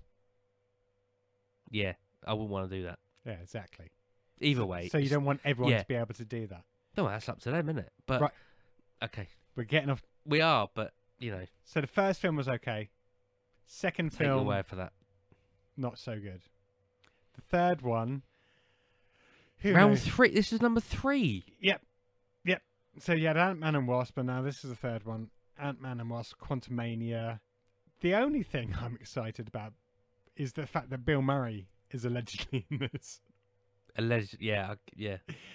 Whether he's in a cameo, which he probably will be, who I'd knows? imagine so, yeah. But yeah, He's maybe pretty much retired. isn't maybe he? Paul Rudd and on Oh, the yeah, set, on the set yeah. of Ghostbusters Afterlife, the other film Paul Rudd was in. Had a bit of a chat. So look, Yeah. you've got to be in this film because Bill Murray doesn't actually He doesn't have an agent. He Exactly. literally uses. He still, which I think is great. In this day and age, he still uses an answer machine, and it's literally you leave a message. If I'm interested, I'll get back to you. so No agent. So knowing Paul Rudd, he was obviously on set and said, "Look, Bill or Mr. Murray, who knows? I would call him Mr. Murray. There's this great film. You need to be in it. It's called Mac and Me. Sorry, do you want actually? Do you want a wine glass? I know it's fine. It's fine. Okay. That involve hassle and I might knock it over. But Fair but he dues. probably But, went you up know, to him and said, You called me a chav earlier. Now you're drinking wine out of a tumbler. "Mr. Murray, there's a great film called Mac and Me. You need to be in it." And then, oh no, but seriously, there's a film I'm doing, Quantumania, and he'd probably go, "What, the Doctor Who thing?" And it's like, no. To the James Bond, no. Ant-Man. Why is it called Ant-Man? Does he have those little feeler things that no one can remember? Yeah, exactly. Me and Murray are on the same page. But, it's got Kang the Conqueror in it, who was a big old villain. I'm going to wait until I have a decent look at the trailer to see if I'm excited or not. Fair enough. And I'm guessing you're a avoid, Well, as you haven't seen the first two. I'm not an avoid because I think it'll be shit. It just doesn't appeal to me. I think there's a difference. As you all know, dear listener, I'm not a fan of DC or Marvel or any of that stuff. So Ant-Man's quite good. I think you'd like it. I like Paul Rudd, to be fair. And Most that's stuff that he's been one in of the I've reasons enjoyed. why I think you'd like it. Okay, fair enough. Okay. And according to what we on Rotten Tomatoes, this is a Delightful franchise. It's not I the don't know what word that means. Not the but- word I'd use to describe it. But Well, it's round 3 of this delightful franchise. So, must be good at some point. And speaking of threes, the next most anticipated movie of 2023 is Creed 3 with Michael B. Jordan. Yeah. I haven't gone and watched any of the Creed films. So I watched the first one and I did enjoy it. People gave it rave reviews. Yeah. I'm not a. I mean, I like Rocky. It's none of the Rocky films, none of the Apollo films necessarily appeal to me. I'm not that big of. I don't like sports films. Full stop. To be fair, any sport. It just that whole kind of what's the word? Courage, success over adversity, all that sort of stuff. You like The Champ though, yeah? Yeah, everyone loves the champ. But yeah, that's like Friday Night Lights, all that. I've seen them; they're good films, but they don't. Sports films don't appeal to me. American sports, English sports, it's not my bag. But in the same token, there's Rocky, the original Rocky's really good film. Yep. The first Apollo's a really good film. Creed, sorry. Yeah, First Apollo. Yeah. Until you got to Apollo 13, it got a bit ropey, and then it got better when it got to Apollo 13. No, but the first Creed film is actually really, really good because it's got enough callbacks and all that sort of stuff in it. It's one of those. It's a bit like I haven't seen it. I'm still not started to watch the Karate Kid series. What's it called? Cobra Kai. Cobra Kai. I've still not started to watch it purely because I just haven't had time. The last season. I haven't watched any of it. Oh my god! Because it's not necessarily going to appeal to Sarah, so it's one of those things that I got to watch on my own, and then it's like, oh, it's a podcast. Or You've got an audiobook. you've got a few to. I know catch I've up got a lot on to catch up on, but I know I'll enjoy it. Yeah. But in the same token, and that's why. But what I think the appeal for most people with the first season of Cobra Kai at least is the callbacks, and with Creed, it's the callbacks that make the film enjoyable. So when you get to 2 or 3. I'm not so sure. I haven't seen 2, but it's like that one self-contained Creed film I enjoyed. Yeah. The rest I'm not that bothered about. So this, again, it's not an avoid. It's just I'm not gonna watch. You don't really want to snog it. No. Okay, cool. I mean, he's a handsome fella, but Jury's out. I might watch the first one and see how that goes. Okay, so coming on to the next film. Can you believe it? Scream 6. it just doesn't sound right, does it? Scream 6. And just after, did you actually watch the haven't. Scream? The new one? No. It's all right. Yeah. Not great. Again, it's not through not wanting to. It's just fitting it into my schedule. An hour and a half. No, was it an hour and a half? 90 minutes? Yeah, that sort of about time that, frame, yeah. innit? It's hard to fit into my schedule. I've got FIFA to play. Yeah. I've got podcasts to listen to. I've got podcasts to make and edit. So, I don't know about this. Neve Campbell's not in it. Oh, yeah. So she must have looked at the script and thought, yeah, I'm thinking, and then they had to rewrite Although the she might be script. thinking, well, I've paid my tax bill. I made enough from... Or maybe she got a different film, but She might be... actually What's wanted that to be in. series that she was in originally? Party of 5? Is that the one? Yeah, I think so. That's getting repeated on numerous channels at the moment, so she might be making enough from residuals to think, well, I've paid my tax bill, so don't need to work on this film. Yeah. I mean, there's obviously a market for it. People like slasher films. You've got the Halloween, the last probably of the Halloween films that's just released over Yeah. here. Until the next time. Until the next time, yeah. And so, as you mentioned before, it's another cash cow. Yeah. I probably will watch it, but I was just going to say the exact same thing. I'm not that fussed, but, the original, even to be fair, as far as trilogies go, if you look at, let's say trilogies, but there's always that kind of diminishing returns thing with these type of things, isn't there? But the first 3, it sounds weird saying the first 3 when it comes to Scream, but they're all pretty decent. Yeah. Not great. First is kind of, in inverted commas, groundbreaking, to use your phrase, insofar as it was kind of wasn't quite breaking the fourth wall, but it was like, exposing all the tropes. And then the second and third one just carried on that kind of momentum, and they're pretty decent. But to carry it on, I don't know. Well, it's a bit like the Final Destination franchise. They were kind of hit and miss, but I think I watched all of them because I like the concept is great, and the set. Excuse me. The set pieces in those films are just fantastic.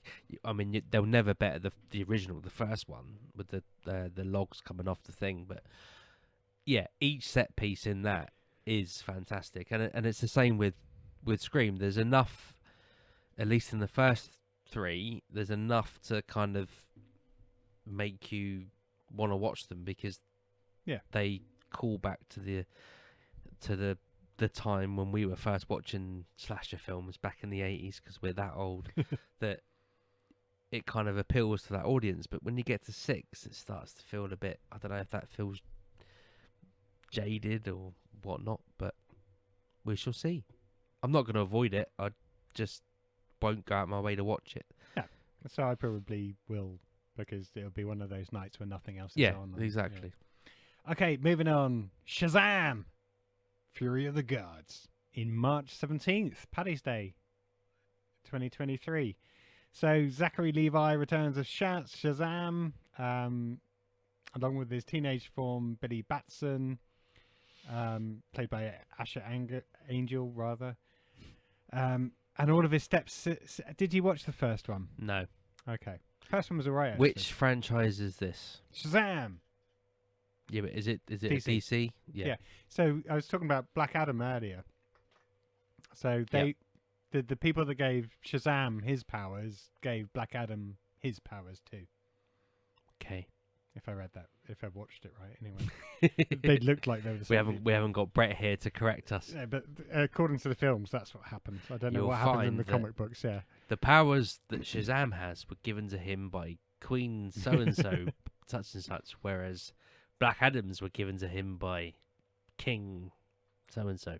Yeah. So anyway, he returns, and at the end of the first film, he managed to give his powers to all of his foster brothers and sisters. So the original, so Shazam 1, if you like. Yeah. When was that? I want to say about 4 years ago. Okay, was there not an older Shazam? Or I guess I'm thinking of something else. Like literally like 10, 15 years ago. Not that I remember. Okay, fair enough. I'm obviously thinking of something else. Yeah. Yeah, Sorry. not that I remember. But yeah, at the end of the first film, he managed to give his powers to all of the other foster kids he was living with. So there's a whole Shazam family now. And it looks like we've got a couple of new villains. Lucy Liu, who plays Calypso, and Helen Mirren, good morning, who plays Hespera, a.k.a. the Daughters of Atlas. So they arrive, probably cause all hell on earth, and the kids have to learn how to all work together in superhuman harmony to defeat them. Now, the first one was alright. I probably won't go to the cinema to watch it, but I'll watch it when it's available on Sky. No interest whatsoever. Okay, I kind of think where you're going to go with the next one. And that is in March the 24th, dropping is John Wick, Chapter 4. Now, they normally have some cool little name after them, like the last, like Parabellum or whatever. Yeah. But at the moment, Chapter 4. So, have you watched? I've seen the first John Wick. Really enjoyed it. Like, cool. Proper enjoyed it. And I love the what's the word? The fact that there's an expanded universe for John Wick with the hotel, which actually I didn't put on my list, but there is a series coming out. It's either Amazon or Prime, one or the other. Oh, is it a series or actually it might be a movie? I can't remember now. But there is the hotel. Yeah, there is a because there was a Hotel Artemis. Yeah, that's the one. Yeah, that's already been out, I think. No. Oh, okay. No, I don't think it. Either way, there's Yeah. a series. I don't think it has been out, but you might be right. I've not, even if it is, I haven't seen it. But there is there's that separate entity which kind of gives you the origin of the hotel and all that sort of Yeah. stuff. So, and I really enjoyed the first one. I've just literally not got round to watching any of the other ones. At some point, I will get round to 2, 3, and this one because. Yeah. So, And I was looking at this list earlier, and I was trying to think: have I actually seen a John Wick? Have I actually seen a Keanu Reeves film I didn't enjoy, with the exception of the Matrix as I say, films? But that's more down to the stupid pissing bloody story, which is like, just live in oblivion and eat the steak, screw everything else. What's it matter? I don't think I haven't. I'm not saying he hasn't done bad films. 'Cause there's films I haven't seen, but I don't think I've seen a Keanu Reeves film that I haven't enjoyed. even Johnny Mnemonic. Even I actually quite enjoyed Johnny Yeah. Mnemonic. In a kind of, I'm sure if I was to watch it now, I'd be like, because of the internet, because of how technology has changed, I'd be like, that's just bloody stupid. But at the time, I think I really enjoyed it. Yeah. So I don't think there's a. So that's probably a good episode in itself, isn't it? Is there a bad Keanu Reeves film? Even what's that? I can't remember what it's called now. The one where it's about like sort of psychics. It's a little bit paranormal. I can't remember what it's called now. I'm not going to go to Google, but it's not quite a horror film, but it's a bit of a thrillery type. I will go to Google and we'll come back to it later. Okay. So I loved him in Constantine as well. Constantine's actually not a Yeah. bad film. So John Wick 2 and 3, still good. Same vein, him going around killing basically everyone that comes up against him. And at the end of the last one, he's basically declared war on the high table, the powers that be. So this is the next one where, he's obviously at war with the high table, and more shooting, killing, maybe some sword fights to follow. And the other thing I love about these films is Ian McShane. You got to love Ian McShane. It's just the perfect role for him. Other than the role in Kung Fu Panda that he plays. I mean, from Lovejoy Yeah. to where he is now, it's just like, Well, the guy, if we had a Hollywood Walk of Fame in the UK, he would be on it. yeah. He's It's one of those things like, how do you do it? How do you go from that kind of twee Sunday night drama? he moved to LA. Yeah. But yeah, I guess it was, what was that? The Western thing that did it for him, wasn't it? Oh yeah.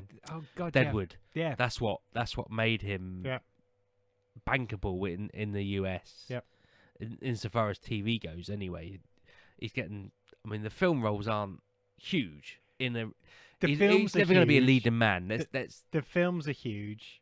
yeah. His But what he- character is a solid Yeah. character in the film. but Exactly. he's not the star of the film. Yeah.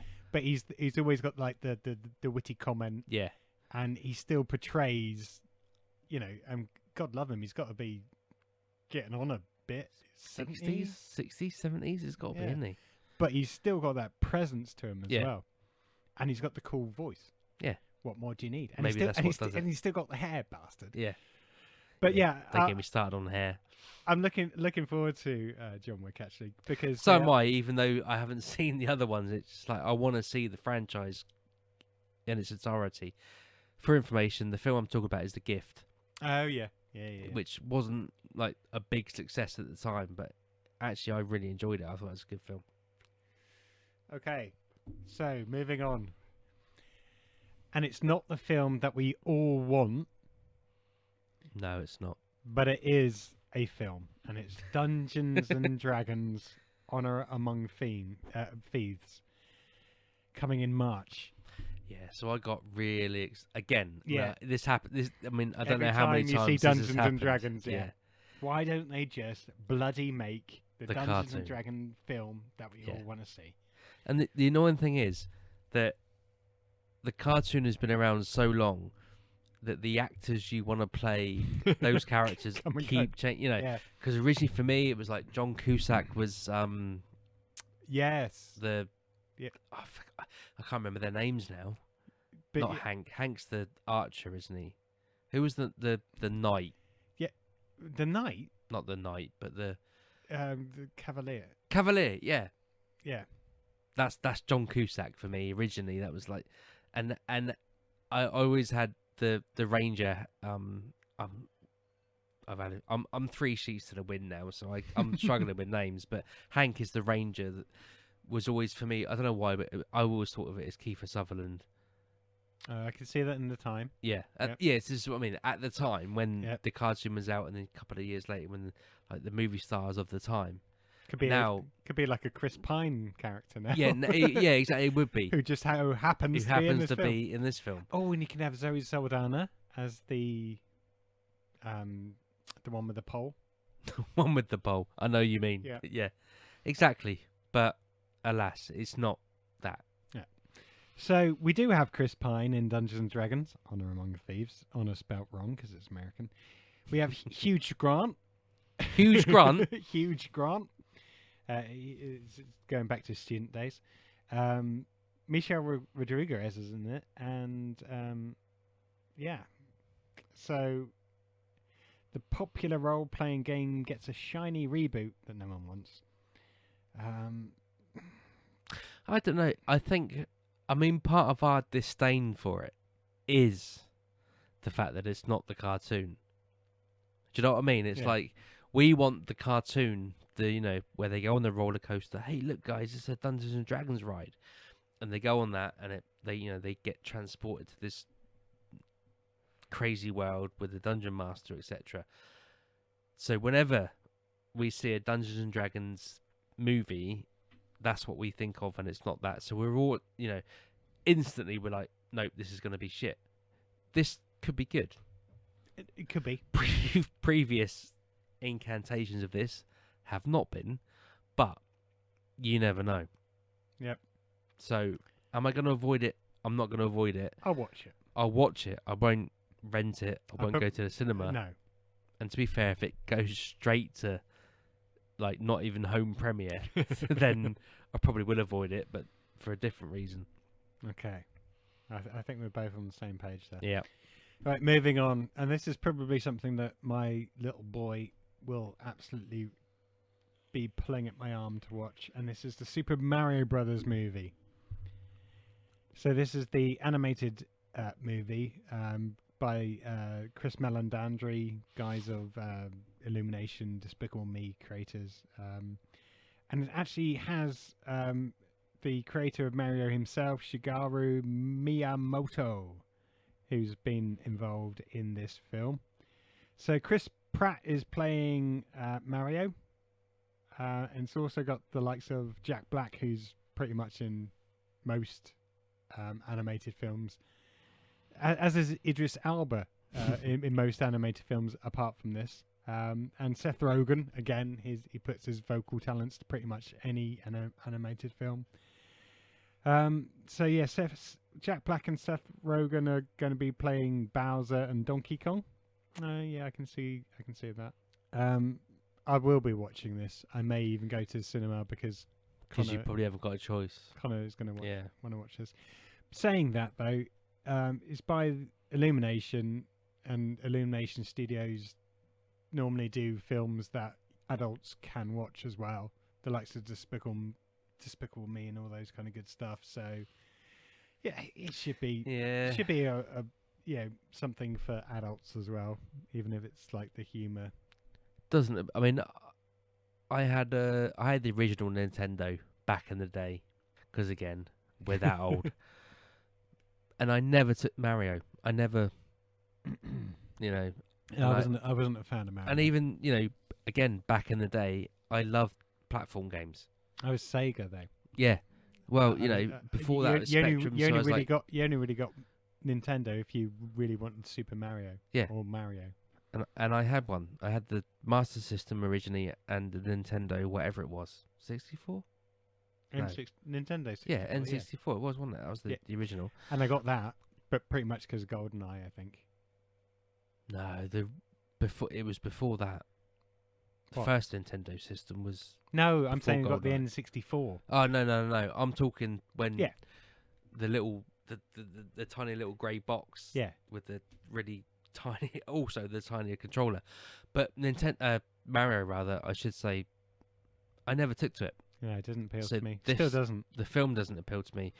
The movie from the 80s didn't appeal to me. So No, well, it didn't appeal to anyone. no, apparently not. It was that bad. But Who knew? no, Bob doesn't. Hoskins. It's not my bag at all. So yeah, you could argue there's enough for adults to enjoy, but I would imagine those enough for adults to enjoy bits are kind of throwbacks to the original game, etc., etc. Nah, not for me. Okay, moving on. Guardians of the Galaxy Volume 3 coming in May 2023. I think you've missed one. Oh, have I? You've missed Evil Dead Rise. Was there a reason I did that? Might have been. Okay, Evil Dead Rise. Originally slated to be a HBO Max release in fall of 2022. Autumn for our UK listeners. The fifth film. Fifth film? Yeah, it is. Yeah, Bloody fifth hell. film. In the Evil Dead franchise is now headed to theatres in spring of 2023. It's unclear whether it's going to be connected to the originals or is a remake or whether it's going to be its own brand new thing. But it's going to focus on two of the sisters whose reunion is interrupted by what else? The discovery of a mysterious book that summons demon. People are just clutching at straws for Yeah. a thing to do, aren't they? This is it. I mean, I've said the same thing, and whenever this conversation arises, the originals great. Let's just leave them as they were. But you know, it's not for us, is it? It's for a new audience. And That's the thing. I guess it's the premises of having the book, and that's the gateway to a new film. Yeah, you can keep going and go. Yeah. It doesn't matter. You It's can like keep, Hellraiser, Yeah, as you- we've discovered. Yeah, you can keep that premise going on forever and ever, and I get it. I get that. You know, there's a like probably 2 or 3 generations that don't want to watch the originals because they look shit, and they do look shit. Let's be honest. Yeah. They look appalling, but they don't look At the appalling to time, us I because had we night- saw them. Had Yeah, nightmares for exactly. months and Yeah. months. So I get it. I fully understand it, but they're not for us really, unless you're a completist or an aficionado or whatever, and you'll probably want to watch this and you'll was- enjoy it. What But was the name of the bit? The Necrocomonon. yeah, we probably shouldn't have started the drink so soon. But Necronomenon. Necronomenon. Yeah, that one. something. Yeah. Who knows?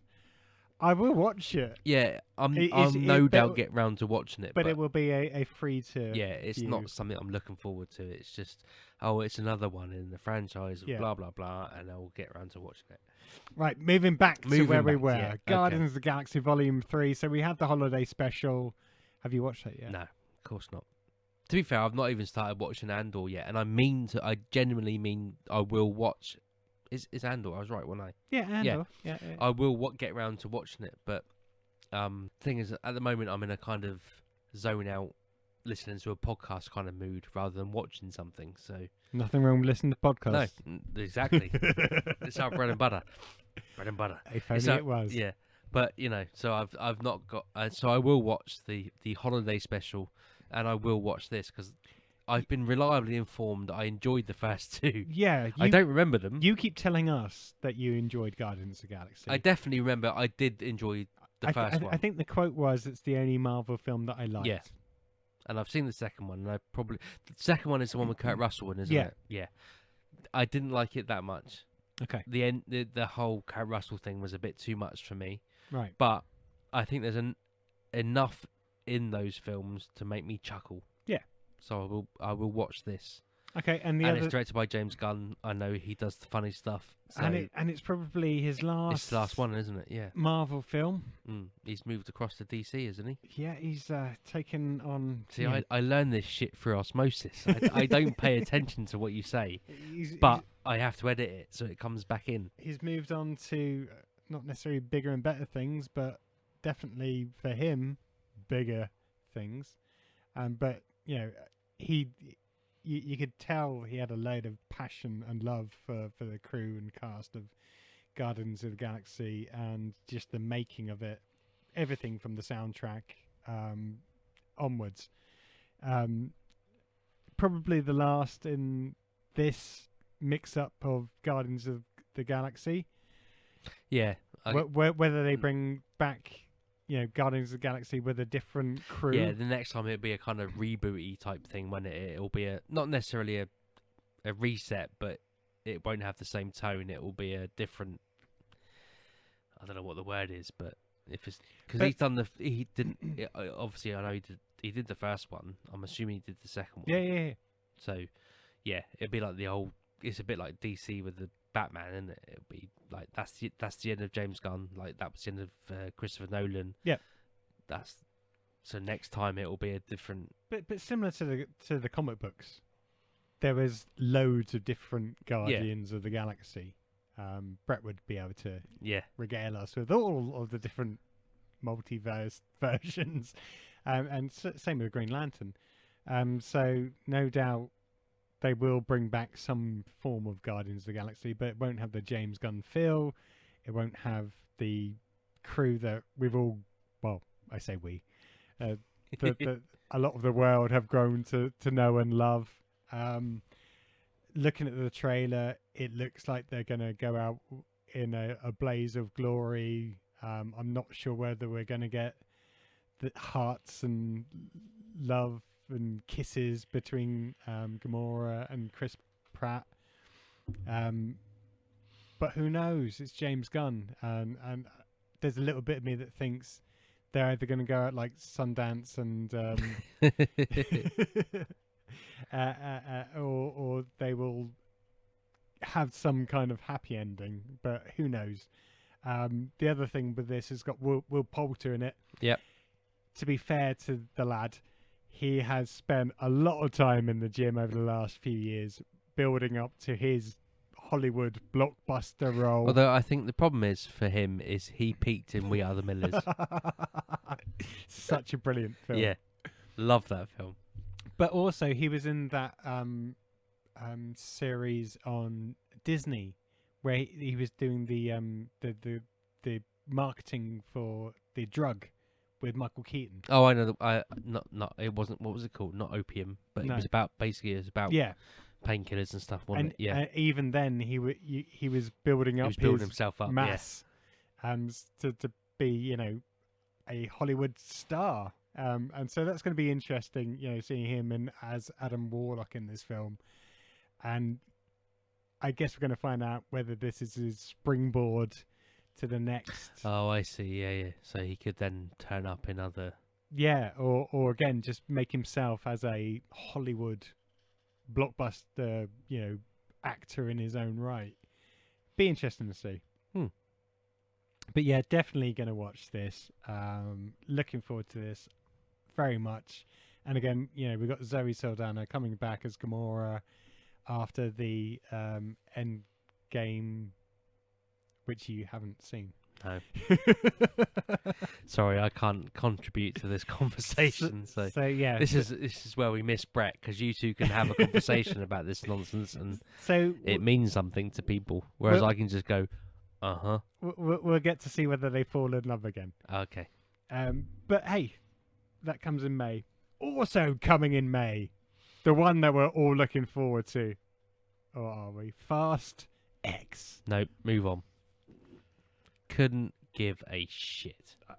I don't. I mean, they've got to the point where. I mean, does the X actually mean 10? Yeah, I think so. That's how far they've got, is it? Yeah, I watched the last one when it was on Sky, and they were literally getting to the point where they were sending a car into space. Yeah, just fuck off. Yeah, leave that to Elon Musk. Mm-hmm. Bollocks to that nonsense. Moving on. And then we move on to The Little Mermaid. Okay, so we've got Halle Berry, Melissa McCarthy. I'm not sure whether that's a good thing. No. And some other people that I won't try and mention right now. So Disney, not not happy enough just to have the cartoon back catalogue. Over the last few years, they've been doing the live action remakes to some success, and now we get Yeah, the Little apparently Mermaid. so. Just stop remaking stuff. Oh, actually, it's not. It's not Halle Berry. It's Hale Bailey. Oh yeah, That was just me. Hal Bailey. Yeah, that was a cross-eyed drunken reading. that would have been good. Halle Berry Yeah, as as the mermaid. Why not? kicking ass. Yeah. I paid her. Yeah, Yeah. that I would watch. No, we've got the pop star Hale Bailey playing Ariel because she can sing, and Obviously, it's yeah. going to be a musical. It's got Javier Bardem in it as well. So But I think this comes back down to that whole what we were saying earlier about the new generation thing, isn't it? This is just, Yeah. There's a generation of kids, of people that, the animation for the original Little Mermaid isn't what they're used to, so they don't want to watch it. They want to watch something different. the weird thing is, speaking as a dad with kids that have gone through this, we've obviously watched cartoons and the animated films that they will go back time and time again to watch. The live action stuff, Yeah, no, they don't. They No, don't go back. And I can watch see it. that, definitely. All of them. Yeah, The Lion King. Well, I mean, Emily's the even, same. Even Aladdin, we'll watch it. They enjoy it. Don't want to watch it again. Mm. And it's weird. I'm not sure what it loses in translation, but when they did the cartoons and when they do the animated movies, there's something about them. And I've mentioned this before. I don't get that feeling with a lot of other films. Even though they're great films, I won't watch them week in, week out. But Well, I think there is. I mean, we'll talk about most weeks. There'll be a cartoon or something that sticks in our memory. There's something about animation that does stick in our memory. Transformers, He-Man, etc., Yeah. etc. It stayed there. Whereas the live action stuff, your Johnny Briggs or whatever. Not that none of us like Johnny Briggs, but no. that kind of live action TV series, we remember it, but it's not held in the same in the same vein. It's not held in the same. I mean, we wouldn't go reference. back and watch it. No. Well, Brett does. Brett does. But, no, to be fair, there is a few things. I mean, I'd probably, if I came across it, I'd watch a couple of episodes of Press Gang, not religiously, but I'd watch them if I came across them. I might do that. Yeah. Yeah. So there's a few things. There are things, but with animation, I think it touches something at a different level. So the only reason I can think of that they're doing this is just to entice new viewers to, it's that age old, and every TV channel, every streaming service, they all do it. They want to get the next generation of viewers in now because they'll stay with them for the next 20 years. Yeah. You get to a certain age, they don't give a shit about you. We should be watching Strictly because we're in our 40s. Claire. Scrape 'em Yeah. I will never watch Strictly. Ever. It is just arse gravy. Even if But- Martin Clunes was in it. I don't care. Even if Winona Ryder was in it, I wouldn't watch it.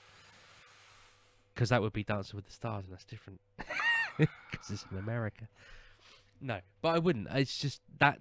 But it's to kind of, for want of a better word, indoctrinate the next generation. Yeah. And according to market research, etc., they don't want to watch the original. They want to watch something new. So they're making a new Little Mermaid.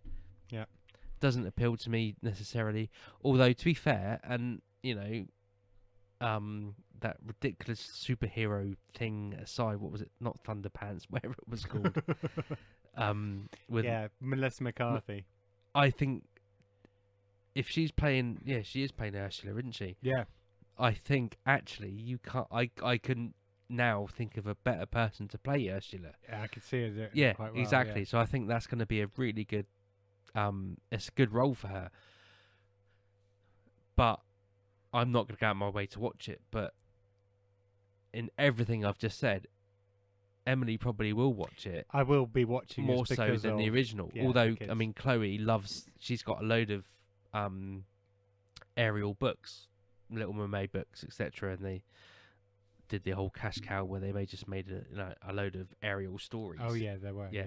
So she's got, and she loves those books. Not that she can't read them, but so she might actually like the cartoon. But the next sort of a couple of years difference, she would probably rather watch this version. So I think Neve might really like Yes. this. Because the cartoons for the Little Mermaid are actually quite dated. Mm. The And I think that's it. The animation. yeah, some Disney animation looks brilliant, you know, even to this day. But Little Mermaid really looks grainy. Yeah, there was a period in the 90s where they almost didn't know what they wanted. And even this even accounts for Lion King, in that if you look at, say, the Robin Hood one, Yeah, Robin Hood. it is Robin Hood, but Yeah. you know, with King John and all that, that's really old school. Almost, it's sort of like quite the same. It's like the Rescuers and 101 Dalmatians, really old school animation. And then you get look at the 90s. It's kind of almost a kind of it's not quite. They didn't know what to do with what they had, so they were trying to do that kind of animation, but with the modern technology, and it doesn't look right. So I think Lion King still stands. It up. almost looks like it's a Warner Brothers trying to do Disney. Yeah. If that makes sense, where it's not quite as good as old school 70s, 60s animation, but is newer, so it looks cleaner. But they just didn't know what to do with the technology they had until they got to your Toy Stories, where it became a whole totally computer generated. Well, and yeah, stuff. the Halfway House, which is Beauty and the Beast, where they tried to put in some of the CGI for yeah. like the dance scene Yeah. or whatever it was with it. Yeah. So I think you could almost look at like this, like the Lion King, Ariel, and a few others. And you go 90s. You just look at it and go Yeah. straight away 90s. That got a bit deep, It didn't did a bit, it? yeah. Okay, so moving on to the future. Especially considering none of us are particularly big Disney fans. Well, moving on I've not to, even seen Monsters Inc. to what? I haven't seen Monsters Inc. Get the flock out of here. I know all about it, but I haven't. I've just lost the lid on my rum as well. Blimey. But Okay. I've not seen it. I know the premise. They're little monsters that get the not feed off fear, but the fear is their energy, is their power Scream. source or something. Yeah, yeah. Screams and whatever. But laughter gives them more energy. Anyway, moving on. I can't believe how much Monsters Inc. Carrying on with It'll come. animation. Spider-Man Across the Spider-Verse. So this follows Yeah, on whatever. from Spider-Man Into the Spider-Verse with Miles Morales making an appearance, and also the hit computer game, which I don't know whether you've played it. No. Cool. No, it is cool. I mean, Spider-Man for me ended when they stopped making the original 70s TV series. You haven't watched any of I might have seen Toby, what's his name? Maguire. No. Who was the one in the early 2000s? Tobey Maguire. Oh, yeah, okay, yeah, him. I think I've seen that first one when it was originally the web between the Twin Towers, but they had to remove it for Yeah. obvious reasons. That's the only one I've seen, is that first one where he's a wrestler and he makes his own So you haven't watched any So, of the... no. Okay. capes and suits and There's shit. no capes. And, No, but same difference. Well, actually, there are a few capes. It's from bound to be. some There's of got to the be a cape in other there people, somewhere. yeah. But either way. Okay, well... Now, Spider-Man and His Amazing Friends, the cartoon, different kettle of fish. So this is a cartoon. Yeah, but it's And not this follows on It's from- not got Iceman, is it? Into the Spider-Verse, which was really good and quite dark and cool animation. And again, big old computer game on the back of it. So they're bringing it back. So it's got Oscar Isaac in it. Don't know him. What's he been in? Lots of stuff. Such as. So Oscar Isaac was in Moon. Moon The River. Moon Knight. Moon. Oh yeah, that's the one where the guy died. Yeah, in real life. Which guy? French guy. Moon Knight. Yeah. No, I might be wrong. I don't remember. I don't know. This is definitely where we need Summers. Anyway, Yeah, we'll sorry. get him on the phone Tangent. later. Yeah. Phone him now. So first cartoon was quite cool. As I said, different look and feel to the animation. A black Spider-Man as well, which caused controversy, but also made it more relatable for a lot of the world. I like the way you said that. What? Controversy. Well, it did. The proper English pronunciation. Because I'm English. Yeah, well done. But Even newsreaders have started saying controversy. ooh, I know. No. It's wrong. but they introduced Miles Morales in a great way. It still had Peter Parker involved. I know Peter Parker. Yeah. He is Spider-Man. Yep. So he's still around. Who's this Morales dude? So Miles Morales gets bitten by a spider equally, but at a different time. So there is a In the same universe. Yeah. So there is a Spider-Man. So why is there not lots of Spider-Men? Well, there is. There's a Miles Morales That's two. that has spider So powers. you're telling me that this spider that bit Peter Parker, No, it's not the same spider. Different spider.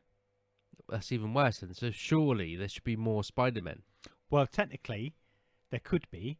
It's just that for some reason, these spiders only bite a couple of people. That's what I mean. Okay, but also in the I mean, I get up out here. I work out here every day, and sometimes I'm out here in Eden editing this podcast. these normal spiders. I've got a lot of spider bites. Yeah, but not really. Yeah. You're all right. You got sleeves on. You're fine. Anyway, so for whatever reason, these spiders should be contained, but every now and again they get out. This is what annoys and me. even though that, There's no logic to this even though universe. that they scientists live are in. making these magical spiders, and then They're making these magical well, spiders yeah, now. they're normally but then every now and again a new Spider-Man will appear. They don't put two and two together, thinking actually, as opposed to just creating the spider to create this, great new ever strong web. They might have other abilities. Why don't Is we that let what them they're bite doing? They're us? trying to create a web. That's some sort of gossamer. thing. Yeah, I think a lot of the time they Well, are. they just surely they can just synthesize it now. But that's Technology has moved on. what the anyway. We're getting off topic again. No, we're getting. This is very much on the top. This is why I don't like these films. It's just they Okay. could synthesize this now, But that's what they're doing. But they're using the natural. but they're still abilities of getting a the original spider. They don't need to. But it works well in nature, so they're just enhancing nature. Yeah, synthesizing it. To improve But you upon don't it. need the original spider to do that. No, they've improved that original spider. Oh, so rather than just synthesize the web. Well, maybe they can't do it as better. Okay, right? okay, it's fine. It's fine. Anyway, then in the first film, they kind of have a. You haven't watched No, it doesn't matter. any of the Spider-Man films, but Spoiler bell. there's lots of if you haven't. Spider-Men in the first film from all different Is there really? Yeah. Anyway, so I'll be watching this. Cool. There we go. Okay, next one. Transformers. Rise of the Beasts. Yep, they're making another one. There we go. On June the 9th, it's going to be opening. We're going to get a lot of Transformers that are gorillas and lots of beasts. Yeah, I mean, Yeah. to be fair, after the first one, I will go on record and say the Citroen advert was better than the first Transformers movie. Yeah. Bumblebee was good. Yeah, I've not even watched that because I just can't bring myself to do it. Yep. They had an opportunity and they wasted it. It's a real shame because Bumblebee gave you a taste of what they could be doing. So do you think Bumble was worth watching Yeah, for someone like me who's a cynical asshole? it's better than the mainstream Transformers films, yeah. Okay. And it also gives you a taste of what they could have done Mm. with the look and feel of the Autobots and Decepticons. It's Yeah. very much more akin to the 80s cartoon. I'll What- give that a go then. What I think they should have done is actually forget all this crap. Okay? Forget all what they've done over the last bloody 5 or 6 films and go back to that more look and feel of what they had in Bumblebee, but do a War of Cybertron. Old school Yeah. look and feel. Forget about I've got a human counterpart that I need to look after and I need to, worry about their backstory. I mean, what killed it for me in the original is that bit where they're hiding outside. Yeah. And, And they step on yeah, a thing and that was break just it. like, Yeah, I know. because you wouldn't, because even, the original cartoon didn't have that ridiculous humour in it. So why put that in the film?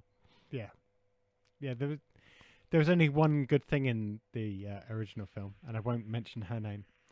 Yeah. But they should do a War of Cybertron or something like that. Old school look and feel. Yeah, so we've got Peter Cullen coming back. Well, he's bound to, because who else could do the voice of Optimus? Ron Perlman's joining. Which is interesting. Yeah, I think he is. I don't think I've seen him listed in the other films. Yeah. Although, So to be fair, that could just be a paycheck tax bill type situation. But could be, yeah. I'm not excited about it. So let's move on. okay, I probably will watch it when it's free. yeah. Okay, so now this is going to be an interesting one because I haven't Yeah. watched any of the series. Not Well, that relates to this This is necessarily. it. I don't think it's got anything to do with the series. But The Flash. Let's just say that now. Okay, so coming in June, The Flash. So obviously there's a lot of controversy. It's a surprise that, considering all the I can't. Now I'm so conscious. Controversy. Yeah, the controversy No, over controversy. Ezra Miller. Yeah. I'm surprised this is even being kind of touted. Well, they spent a lot of money on it. Yeah, they spent a lot of money on the Batman film though, and they Yeah. still pulled that. So But again, I'm wondering whether they're seeing this as more of a stepping stone to something else in the genre. The fact that we got Ben Affleck and Michael Keaton, yeah. both Batmen, I kind of like Michael Yeah. Keaton. See, this does appeal to me because of Michael Keaton. So, Yeah. Back in the day, fan? No, that's not the right word. I liked the Batman films. 1990. Yeah. Yeah. So the '89 Keaton and Batman Returns. Yeah. I like those films. People for some reason don't rate Batman Returns. I'm not entirely sure why. I loved Batman Mm. when it came out. Michael Keaton. It was the look, the feel, the Yeah. soundtrack. I think it's got that it peaked. comic book feel to it. Yeah, absolutely. I mean, don't get me wrong. I actually don't dislike the Christopher Nolan ones. To be fair, No, they were good. they're alright, but the Completely different vibes. in inverted commas the originals, and I know they're not. Brett's not here to correct me. Adam West is the best Batman, etc. But those, Batman and Batman Returns, I like those films because they don't take themselves too seriously. They're hammy, Yeah, but in the right way. yeah. They have that comic book, And- Joe and- Dante. And it's also one of those things as Tim well. Burton, that whole thing to 'em. Films have a vibe to them, and I'm not sure whether it was because like Penguin had Freeze in it as well, and it was like Christmassy, but it had that Yeah. vibe. And same with the first Batman. They're film. fun films. Yeah, And I think, as the years have gone by, it's kind of almost taken itself too seriously. Anyway, back to The Flash. I'm a big fan, or I was a big fan of the Flash TV series. Yeah, I've no, kind yeah. of lost my way with it because it's gone on too long. It's just, I think we're on season 8 or 9 now, and it just doesn't hold my attention. But that's just me. That's not a reflection on the series itself. But I can't remember the name of the guy that Barry. No, that's the name of the character. But I can't remember the guy that plays Flash in the Flash TV series. Yeah. in TV series. But I think he would have been a pretty decent. He would have made a good transition to a film version. Yeah. I don't see why they felt the need to replace him and give it to Ezra Miller. Well, I mean, to be fair, they're probably now thinking to themselves, Oh my god! I wish we did, hadn't yeah. done that. So I'm surprised this has been kind of released to a fanfare, considering what's going on. When you think about the Batman film that isn't being, or has been kind of like, oh, we never made this, and I'm doing a gesture with my hand, which you obviously can't see, but it's almost kind of like they've dropped it, haven't they? They've just kind of quietly released it into streaming services. Yep.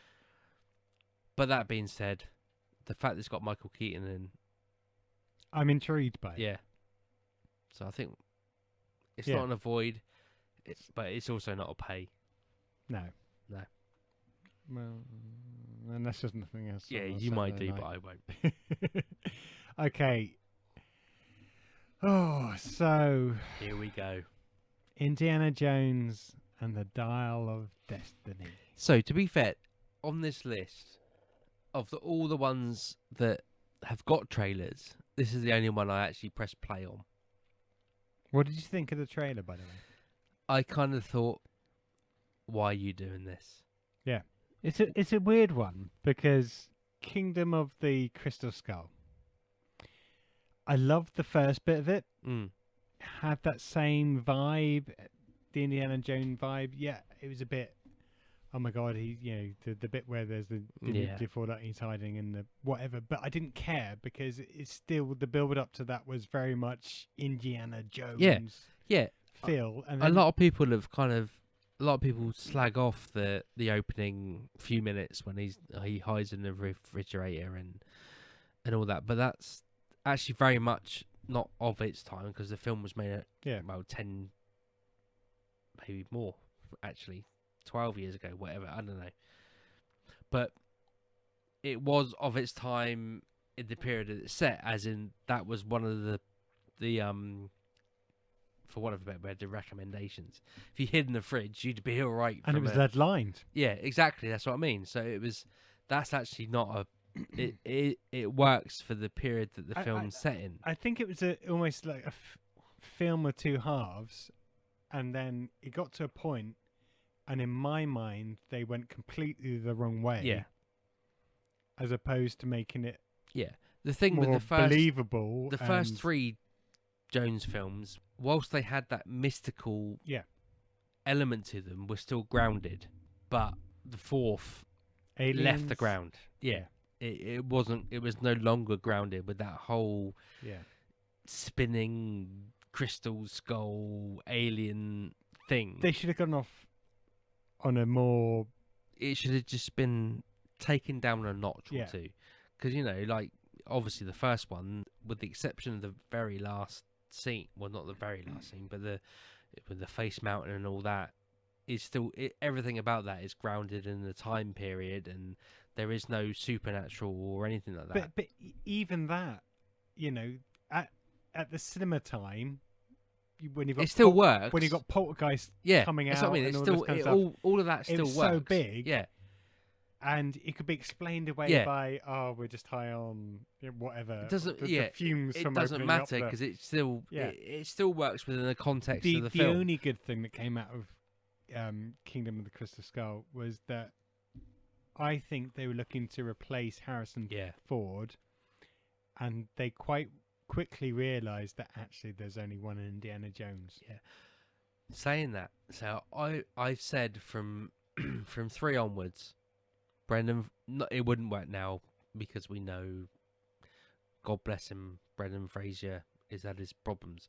But if you look at the Mummy movies, Yeah, could have. they could have done a James But- Bond thing, and they could have replaced Harrison Ford with Brendan Fraser At the time, yeah. at the time, not now, but then now Yeah, maybe yeah. they would have moved. Well, I thought I pressed a button on the record. They could have moved on, and it would be someone else now. But I genuinely think, and I'll stand by this to the day. It's a hill I'll die on. But they could have, back in the early 2000s, could have replaced Harrison Ford with Brendan Fraser for like a full-on James Bond style franchise Yeah. of Indiana Jones, and then But by they now missed- it'd be But someone they else. missed it. They missed it because Yeah. God bless him, Brendan Fraser, love him to bits. He couldn't do it now, for obvious reasons. Yep. But he's come on and done Yeah, yeah. other No, brilliant no, things. yeah, exactly. And you're right. Him in The Mummy, that character. Yeah, that's what I was mean. Brilliant. It's like when the original Mummy film went to the cinema to see way back, because I think it was 20. Actually, I think Don't it go was there. Don't go there. 99. Actually, to be fair, but either way, I saw that and I thought, well, that is an Indiana Jones kind of style character. Yeah.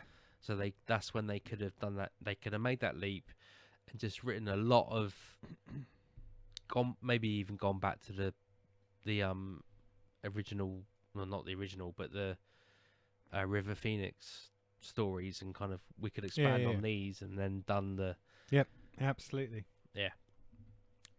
that went on a tangent, didn't it? That's Cult Faction. Exactly what I was about to say, but I had a mouthful of rum. Okay. I will watch it when. Yeah. I'll watch it at some point. When depends on what else is Yeah. available and how much I'm willing to spend. Okay, so next, oh god, Mission Impossible: Dead Reckoning Part 1. Is that Tom Cruise I see on the screen? Yes, it is. It's not for me. So, I mean, how many of these have there been? quite a few. It's because it's the American James Bond, isn't it? Yeah, I suppose. They can't have James Bond, but they can have Tom Cruise. They're alright. I mean, do I think they're worth the money that they take to make these films? No. Simon Pegg is doing his role, doing his little See, I don't. servant I thing. think I have seen the first. No, I have seen the first Mission Impossible. I know that because it was a Christmas works do for the company I worked with at the time. I think it was IBM, and we all went to a showing of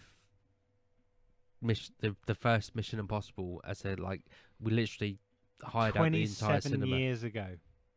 Yeah, sounds about right. That's when the first one came out. Yeah, That's a I bit haven't weird. seen one since. Oh, okay. Right, I've seen all of them. They're just I don't not know. great. I can't. I genuinely have nothing to add to this conversation. I hate Tom Cruise, the thing that worries more than anything is Dead Reckoning Part 1. It's like which means there's Jesus. going to be more. I mean, how... Anyway, let's move on to something a bit different. And this is a Christopher Nolan film, who I absolutely have a lot of time for. Absolutely, have a lot of time for. I was going to say love. You're going to say it's a build up to a really big compliment. I'm gonna and then bring it's it- like, oh, I'll bring it back down. Well, it's just that he's done a lot of the films that I genuinely love because Did it's he do 10? No, he didn't do Tenet, did he? No. What's the one I'm thinking of? The one with the dream within a dream within a dream, blah, blah, blah, blah. Yeah, he did that one. Yeah. Oh, did he do Tenant as well? I know, I Maybe don't he know. maybe- Don't, Jesus, don't quote me on it. Maybe he did. No, don't, But no. I didn't like Don't that put it one. on record. That Anyway, so he's doing Oppenheimer, which is a bit of a turn because it's obviously about RJ the father of the atomic bomb. Yeah, Yeah. who created something Yeah. and then I am the correct. I know, I am the. I am Shiva, destroyer of worlds. Yeah, that's the one. I should really think about this before I start saying it, shouldn't I? But yeah, this is basically about the well, we don't know whether it's the life and times of Oppenheimer. Chances are it's going to be, Well, Good. it's a biopic, isn't it? So it's going to be. I would imagine it's a little bit about the before, yeah, and then but it's obviously going to be because we all know that he was once he'd done it, he was then he was conflicted about what he'd done and what he created and investigated. I mean, Yeah. he was almost ostracized Yeah. by everyone. You know, the only thing about and it's a Cillian Murphy is playing Oppenheimer, bit of an odd role. I've got time for Cillian Murphy, but he's brilliant, but it's one of those things where until you see it, you Yeah. can't. And I've not even seen a trailer or a clip. no, so but it's got Florence Pugh, Emily Blunt, Matt Damon, Robert Downey Jr., Rami Malek is in it. It's weird though because about 20 years ago, a film was out. Was it Shadow Men? I wanna say Shadow Men. Shadowland, Shadow Men, I don't think Shadowland is a. Shadow Men. I'm thinking it's Shadow Men. And this Shallow? this was Shadow. this was basically about exactly the same thing, and it was brilliant. Mm. I remember it really well, and it had one guy that basically it was going to go full meltdown, but he grabbed the atomic thing from before it managed to explode, and because of that he died. I'm not sure whether that's actually strictly true or what, but it's a really good part. Yeah, It I was know the film. It's a good film. It's a great film. Just whether how much of that is based on Yeah, real life or not is the jury's out. But but I will be watching it because I think it's it's an incredible story, because of the amount of effort, the physicists that they all got together, all of the backstory about again, lots of them were either from Germany or wherever. They're being constantly watched, whether they're spies or whether they're so the whole backstory, the real life story that goes along with it is just intriguing, and obviously the very fact that it created 2 atomic weapons that were launched and killed lots of people, and it was the fallout not just on their lives but the people that created the weapons. So yeah, I'll be watching it, but at the moment no trailer, no nothing. yeah, Okay, Marvels. So Brie Larson coming back. see, I panicked then.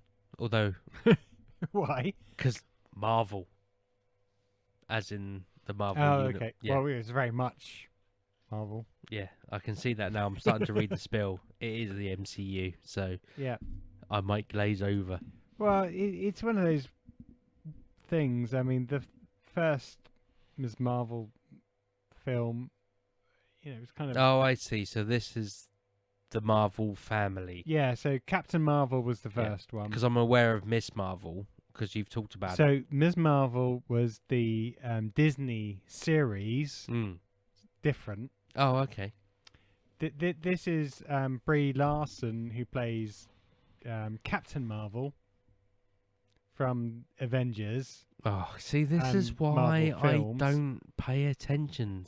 Or so we've got Miss Marvel, Yeah, who was part of the series that Brett was talking about, and more the teenage. Yeah. yeah. but this has got nothing to do with that. No, this is slightly different. This is Captain Marvel. Slightly different. Well, because they've got similar powers or whatever. But this is Captain Marvel, who's in the MC universe. Yeah, but he's got nothing to do with. So she is very much part of the Avengers type thing, part of Endgame. But are they related? Oh. Because the Marvels, she's Miss Marvel, so that to me goes like, oh, yeah, the Marvels. yeah. So she's she's Miss Marvel. Yeah. And you Yeah, got so Mr. she- Marvel, No, Sister Marvel, Brother Marvel, not a monk, but you know. So they're kind of. I don't know whether related is the right doesn't word, matter. It but doesn't yeah, matter. you've got Ms. Marvel. Let's just get on to the So- synopsis. And... But Ms. Marvel turns up in this film. Oh, okay. Okay. And they got really rave reviews, particularly by the Cult Faction podcast. crew, Brett. So anyway, yes, Brie Larson returns as Carol Danvers, aka Captain Marvel. It's got Ms. Marvel See, again, this is, appearing in it. so she's a Danvers, but not the DC Universe Danvers, because Danvers is Superman's. Okay, See, why do they do this to me? I don't know. I don't know. Maybe there's a limited amount of names. Yeah. You know. Anyway, so we've got Samuel L. Jackson turning up back in this film. But I guess he's playing the guy with the patch. Yeah. Not much known about the plot, but obviously the fact that it's called The Marvels, and we know that we've got Ms. Marvel in it. We've got a few more superheroes. My issue with this is Captain Marvel's quite a powerful superhero. Let's face it. Yeah. If Let's she- face that. If she can't beat, I've no idea what you're talking about. if she can't beat something on her own, we're in trouble. It's got to be some, monumentous villain that needs to attack. Like Godzilla. No, bigger than Godzilla. Really? Yeah. Ooh. So it'll be interesting to see what the threat is. Aliens. There's aliens in Well, it will Marvel be anyway. some isn't there? kind of aliens, yeah. But they need to make that threat big enough. Tangible and Well, not tangible, but big enough that it's going to warrant a few of the Marvels. okay. But anyway, let's Let's wait move and on. see. I'm not interested. Okay, so moving on. So in July 14th. Is that Bastille Day? Anyway, so on July No. 14th, No, it's not. isn't it? No. I thought July 14th was That Bastille could Day. be. No, I thought it was Because I later thought than that's when we went on a French trip. that. I thought it was sort of. No, I Anyway, thought it it was doesn't- the 20s. It's but- not even related to the film. No, it's not important. So we have Roosevelt, directed by Martin Scorsese, and starring Leonardo DiCaprio, Martin Scorsese's. I don't know, not protege, but Yeah, they not love Muse, they but love each other, don't they? yeah, So the legacy of the 32nd president of the United States get the Scorsese treatment with DiCaprio. yeah. We don't give a shit, really, do we?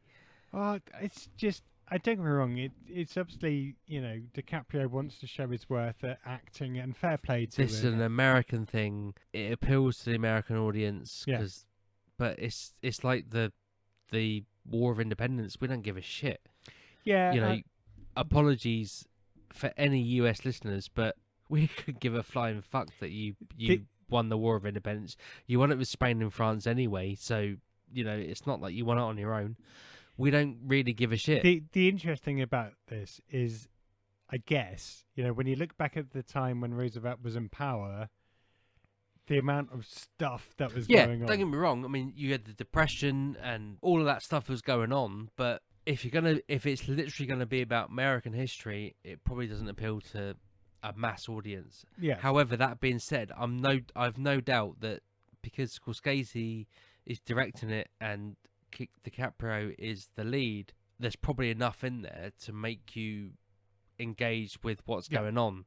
But we don't necessarily care. But But the other thing is, we do care because Roosevelt actually was the leader that decided to join the party, as it were, and came to the conclusion that if they didn't get involved in the Second World War at that time, then so it took it from but he was still on the fence, or basically the States were still on the fence until Pearl Harbor.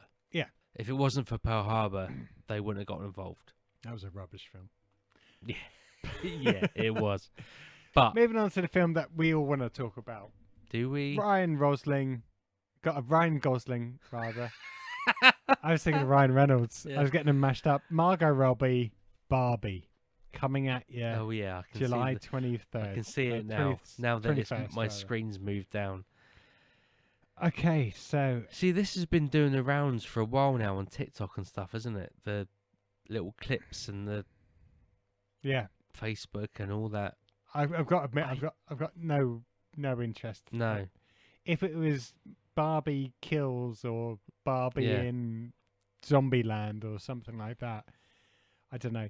The fact it's got Ryan Gosling and Margot Robbie, it kind of makes me think there's going to be something slightly different and a darker side to it, maybe. No, but it's not. But it's a Barbie film, Yeah. so it can't be. The clips I've seen, no.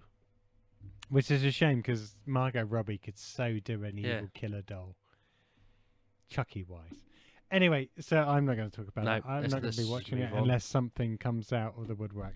Okay, next, coming in August now, we're moving on to the summer months, and we're getting Blue Beetle. So, originally conceived as a film specifically for the HBO Max streaming platform, Blue Beetle eventually found its way to being a theatrical release when Warner Brothers changed their minds about the film. The DC superhero flick will be filmed by Angel Manuel Soto and star Zolo Mariduena, who has recently made a name for himself on the Karate Kid-inspired hit Netflix Cobra Kai. It could be good. There's just not much to go on at the moment. No, I've got shoulders shrugged. DC. It's just superhero stuff. Just for the love of God and all that's holy, please, Hollywood, do something different. Okay. So are they doing something different with The Nun 2 No, they're not. coming in September the 8th, 2023? No, they're not, are they? No. Have you seen the first? Yeah, I have. What did you think of the Nun? It's just cliched. Everything about it is hold on, cliched. is this the one that was in The Nun that was in the other Yes. horror Yeah, franchise? yeah. So I might have seen this. Oh, I might not have. To be honest, there's so many of them. Yeah, It's hard to keep track of what they actually relate to anymore. exactly. And the annoying thing is, I can't remember now, because they've all merged into one. But the what they've done is they've taken the two fellas, not two fellas. It's a husband and wife. The two characters from The Conjuring, Yeah. who aren't characters, they're actually real people. Yeah. Warrens, that's it. The Warrens. Yeah, They've yeah. taken the Warrens and they've kind of delved into their case book, if you like. And there's been like 3 of those films. I think there's more. I think. Oh, okay. Yeah, but they've kind of delved, and the Warrens. There's, take your conspiracy theories aside, and whether they were Aliens. not aliens, but whether they were genuine or not. Put that aside. They've just kind of taken that kind of nubbin of an idea, and they've shoved the Warrens into anything they can think of. Even though they are based on the case files of the Warrens, they've kind of just elaborated and every superlative you can think of. They've done it to these films and kind of made the Warrens out to be these kind of caricatures of what they were. Yeah. Now, don't get me wrong, I don't necessarily believe anything the Warrens say, or I don't believe the Enfield Poltergeist. I don't necessarily believe the original What do you where believe, the Conjuring. Damien? I'm agnostic. I love listening to podcasts about all this sort of stuff, and I'll read all this sort of stuff. It's one of those things for me. It's that kind of horror that plays into my psyche because I would like to Yeah. believe. Well, what they've done with these films is, and this is the thing. Yeah. They've taken something that's based in fact, And and now the fact they've- is that these yeah. people existed, not the fact that what happened. But they've elaborated too much on. Yeah. It's not as sensationalist as what the films make out, but that then makes the stories that it originates from seem it devalues the original story. So if they did like the original story, like if you watch a James Herbert TV adaptation, it doesn't go sensationalist. It's very level. Yep. And they should do this with these films, because then it'd actually be a little bit more grounded and believable. Well, I don't think we're going to get anything different because the first one was about the nun that comes face to face with and Demon Balak, it's not a great film. and the It's second not one a bad is, film, but it's not great. and then the second film seems to be like takes place 4 years later, and she comes face to face with him again. Yeah. Exactly. So It's like you couldn't even bother it's to think almost of it's just something. it's just another cash in. Yeah. And I'm not even sure if the story that's in this is in the original Warren. Again, I say casebook, Probably isn't. and there is no such thing as the Warren casebook because they I didn't. mean, the other thing is, how many demons are there? Surely they could come up with another oh one. no, don't get me started on that. Anyway, With So- UFOs and demons, and the portal being opened by Alistair Crowley. right. So it's an avoid from me. Yeah, me too. Okay, so not much is known about the next one, but we do know that another a Quiet Place spin-off is taking place. So there's already been a sequel, hasn't there? So there's Which I've not got round to watching yet. yeah. So I watched that, and it was okay. The first one was okay. The first one was a nice idea for something that hasn't been around before. AKA there's beasts that Yeah, are attracted to sound, and we had the I love the first one. what was the other one? The one where you couldn't see the in different films. Bird house, bird cage, bird. It's not. Is it the bird Yeah, cage? bird Is it- nest. I don't know. Anyway, Isn't Bird's Cage? Isn't that the yeah, it was. Robin Yeah. Williams? Yeah. Yeah, but it's Birdhouse. I'm sure it's Something like that. Yeah. Anyway, that's a different film. So we had The Quiet Place, we had The Quiet Place 2, and we're getting a Quiet Place spin-off. Not much is known about it at the moment, other than the idea it's based on something from John Krasinski, his idea, who, got... When you look into John Krasinski, he's got a lot of fingers and many pies. He's also going to be a producer on the films. I wasn't blown away by the second film. yeah. They're doing a spin-off, but again, probably because no one can think of anything original that could, take its place. Yeah. See, I'm nodding, but then doing rather than a sequel, doing something that's set in the same universe, a different character's Yeah. journey in that Yeah. same universe It could could actually be be quite a cool Could be quite good. scenario. Yeah, It's just that if they do the same shit, yeah. for a second time, but it's not a sequel, then Third time. Yeah, exactly. sorry, yeah, for a third time. Yeah, what's the point? Okay, so next one, not much to go on at the moment at all, and that's Oh, we moved on to October. Craven the Hunter. So, again, originally set to appear sometime in the Andrew Garfield Spider-Man franchise. Damien, you probably one of your favourites. See, I can't. So Andrew Garfield's Spider-Man, he only managed 2 films, and they took the Mickey out of that in the final Spider-Man film. So these were Sony films, I'd imagine. Yeah. Yeah. Anyway, so Craven the Hunter was going to appear in Andrew Garfield's Spider-Man franchise before it was discontinued. But the classic Spider-Man villain is going to make a jump to the big screen. It's going to be directed by J.C. Sandor, All Is Lost, Triple Frontier. But not much is known about it other than Aaron Taylor Johnson is going to play the character role. So we can't really talk much about it. There's not much to go on. No Is trailer. this part of the DC universe, or is it a I want completely to say it's separate? part of the DC universe. But Sorry, again, did I put you on the spot there? You, I you didn't did. mean Yeah, to. I wasn't prepped for that. I do apologise.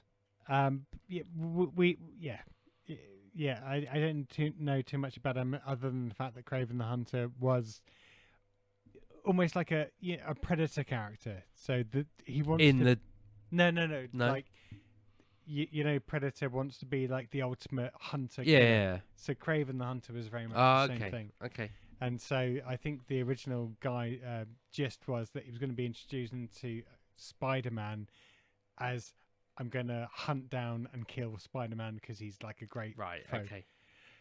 Brett would. So no if, doubt if, this. Brett- if Brett was, Although, so from my perspective, this is still going to be that kind of comic book yeah, kind of nonsense that I'm not gonna. potentially, or Yeah. it could be a Predator type thing. but again, if Brett But you was don't here, need to because you got Predator. no, I That's know, a but like a again, genre of its own. it's with not a my, it's not my, brilliant it's not my bag. new version that If was Brett was released here, he'd be able to couple give of you, months ago. no doubt, the history Yeah. of Craven the Hunter back Brett, to we miss 19 you, man. We miss you. whatever. But that's what I can remember of Craven the Hunter. Anyway, moving on, Yeah, let's move on. because where can we move on to apart from going back, and that is to The Exorcist. That's See, right. Really? Released in October, near Halloween 2023. After capping off all of the Halloween films, director David Gordon Green jumps right into another beloved horror franchise. As with his tackling of the Michael Myers story, The Exorcist is a follow-up to the original and the 1973 original only, and will reportedly unfold as the first of a trilogy. That's right, we need another 3 Exorcist films, with Ellen Bernstein set to reprise her starring turn. There we go. Another Exorcist. So it's a reboot, a reimagining, any other superlative you can put "re" in front of. It's a follow-up to the original. Yeah, So but then it's been like, yeah, no, it's no. yeah, they, that's what I mean. they didn't It's happen. like, why do you have to? They do didn't this? happen. They didn't happen. Ignore them. Forget about them. Move on. We've got some new Exorcists. The issue I have is I love the idea behind the Exorcist. I love the original Yeah. Exorcist, because it's ingrained in like biblical texts and all this kind of great stuff in the modern age. If they do it well with a modern theme, it could be cool. I want to say, the rise of the it's not going to be cool though, is it? No. It's going to be rubbish. Yeah. So, Anyway, the original Exorcist, yeah, no CGI. Make the most of what you can do with the resources you have available. and theme tune. Yeah. But everything about the original Exorcist, and don't get me wrong, I don't hold it in the esteem that a lot of people do. I saw it originally on a ropey VHS copy, probably in What you went passing out at the cinema? no, not in like Really? not. in- Everyone was passing out at a cinema. I wasn't old enough. I'm talking. Yes, but it doesn't matter. Yeah. You were still passing I'm not out gonna. at a I'm not. cinema. I'm not the same people that say I saw Oasis at the Joiners in 1990. They were brilliant. I'm But- glad I went along. Yeah, I'm sure you were, because the amount of people that say they were there yeah. far exceeds the But, actual capacity of the I venue. just love that they bought me pints. you Yeah. know. But so I didn't see The Exorcist until probably 88, 89 on a ropey VHS Oh yeah. copy. For me, it would have been 90s. Yeah. It might even be as late as that. I know. Yeah. I'm just saying it was a VHS copy, and it wasn't great until the cinema re-release or that fanfare that you and I actually went to on a Friday night when it snowed. So that's probably 95, 96.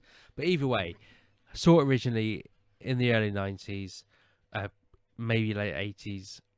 It doesn't have CGI. It doesn't have it was about the practical atmosphere effects, and it was all about the atmosphere. So now they're going to do a sequel, and they have all this resource available to them. It's going to be too polished. Yep. Too bright. Yep. Everything about it is going to be too much. Yep. So I don't care. And actually, The Exorcist 2 isn't a bad film. No.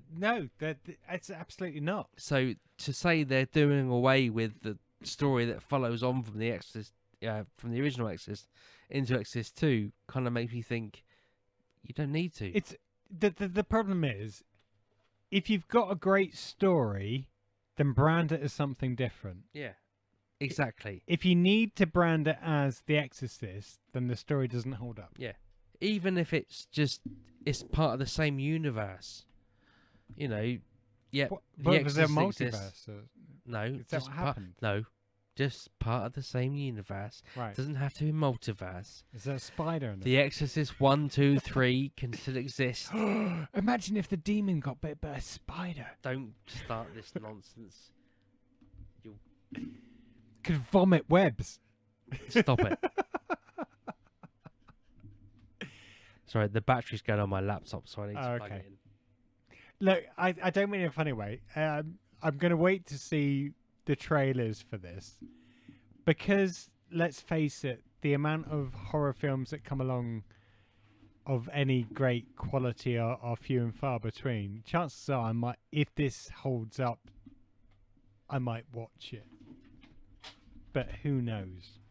See, the thing is, I will watch it because because actually, demonology and that stuff, that's the stuff that really appeals to me. It floats your boat. It does. I can tell. I can like, see it in your eyes. That's why I love even though the Supernatural TV series with what's his name was camp as you Chuckle like. Brothers. Yeah, they're like the American Chuckle Brothers, but there was a lot of that stuff in it, and as I say, it was camp as Butlins, but there was just something about it that they kept that. Yeah. They didn't take themselves too seriously, but they also kept that same little stream of, you can't say fact because it isn't fact, but you know what I mean. The law that sits underneath all that stuff, they kept that within the series, and then they took the piss out of themselves and they did little crossovers and blah blah blah, but they kept that little stream of sticking to the law, if you like. So The Exorcist, I will watch it, but the synopsis that you read out, the fact that they've kind of dismissed the second, at least number 3, you can kind of go, yeah. But the fact they dismissed number 2, I know, I like number 2 when it goes to the school and yeah, exactly, that's what I mean. So they, there's the story arc in there. There's a whole. But again, maybe they need to do that now to bring it into modern world. I don't know. Yeah, who knows? Exactly. So, you can't live in the past. So maybe it's going to be like a. No, I'm not going to go there. Anyway, no. Let's see. Let's move on. We don't know much about it. We don't know much. But I know I love you. Okay, so coming to our screens, well, the big screen, in November. Potentially. And again, based on my review and Brett's review of this, I've still not seen it. So. I think this is definitely one for the bigger screen as opposed to the little screen. And this is June, part 2. Yep, so we had the first installment of June.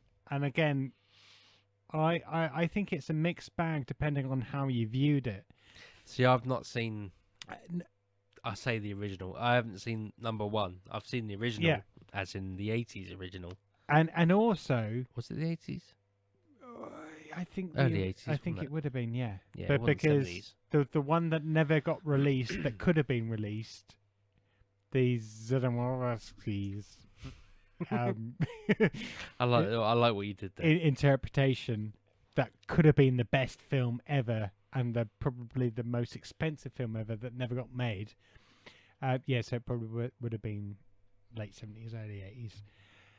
So we had June, and again, depending on how you viewed it and how much you knew of the book, and I guess that's what it comes down to, about how much you either did read the book, how much you loved the original book, how much you loved the book, the Dune, or if you're like me, I've never read it. I got put off when I heard it's a sci-fi geopolitical blah blah blah. Yeah. I don't want to know about all the in and outs of all this kind of stuff. What I took away from the first film was it's a cinematic triumph of visually stunning effects. No, it was okay on the big screen. It was quite slow, but cinematically it looks good. But I'll give Brett his spiel because he's not here. He felt that the amount of subject matter they covered in the first film was like scratching the surface, But it seems that in June Part 2, this is going to be it.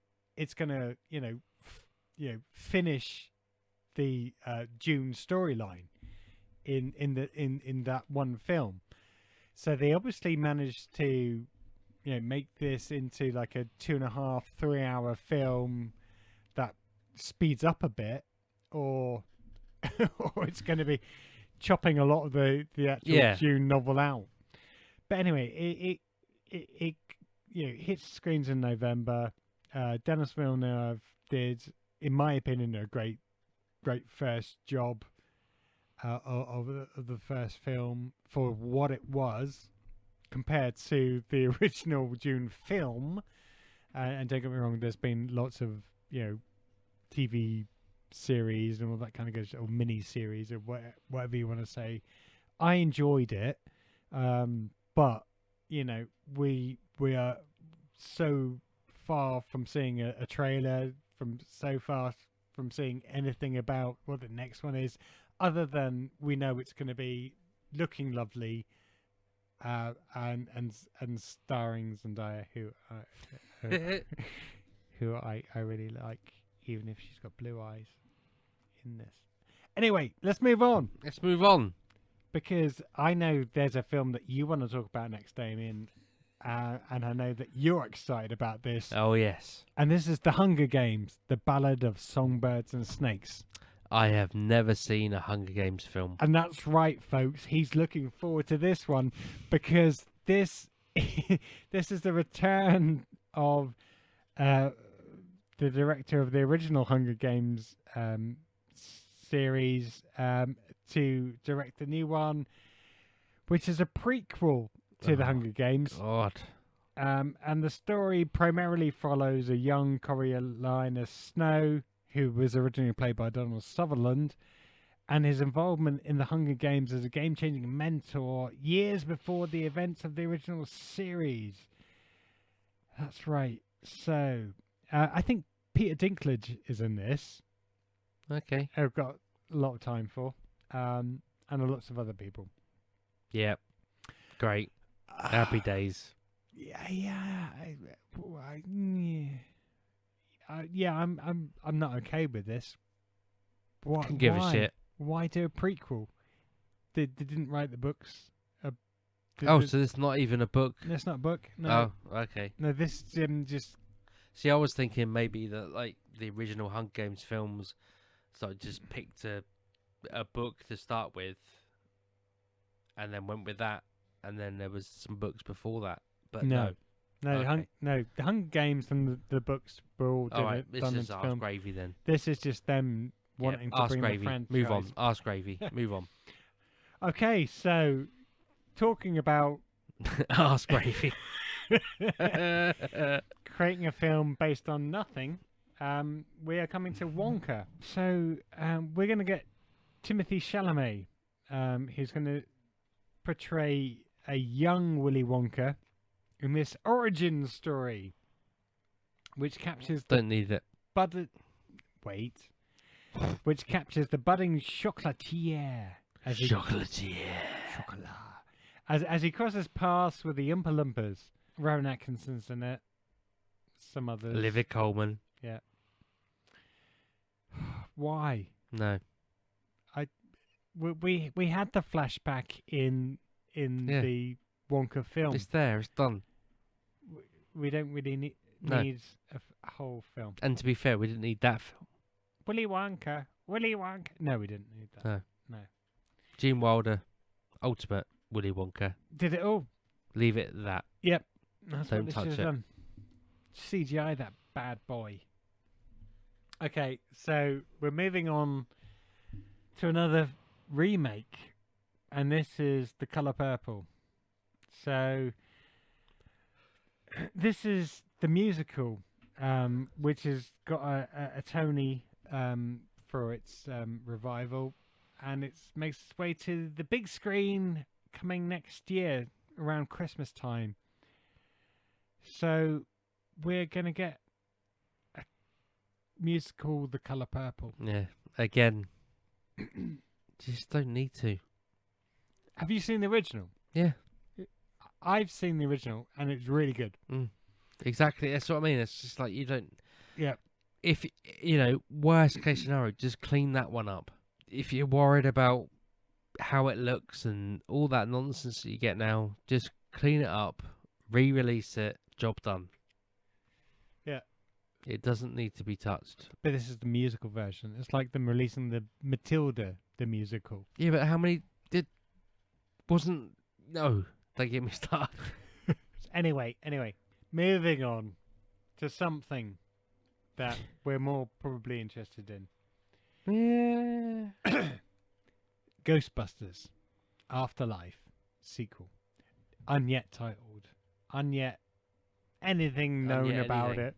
Apart from the fact that we know it's coming.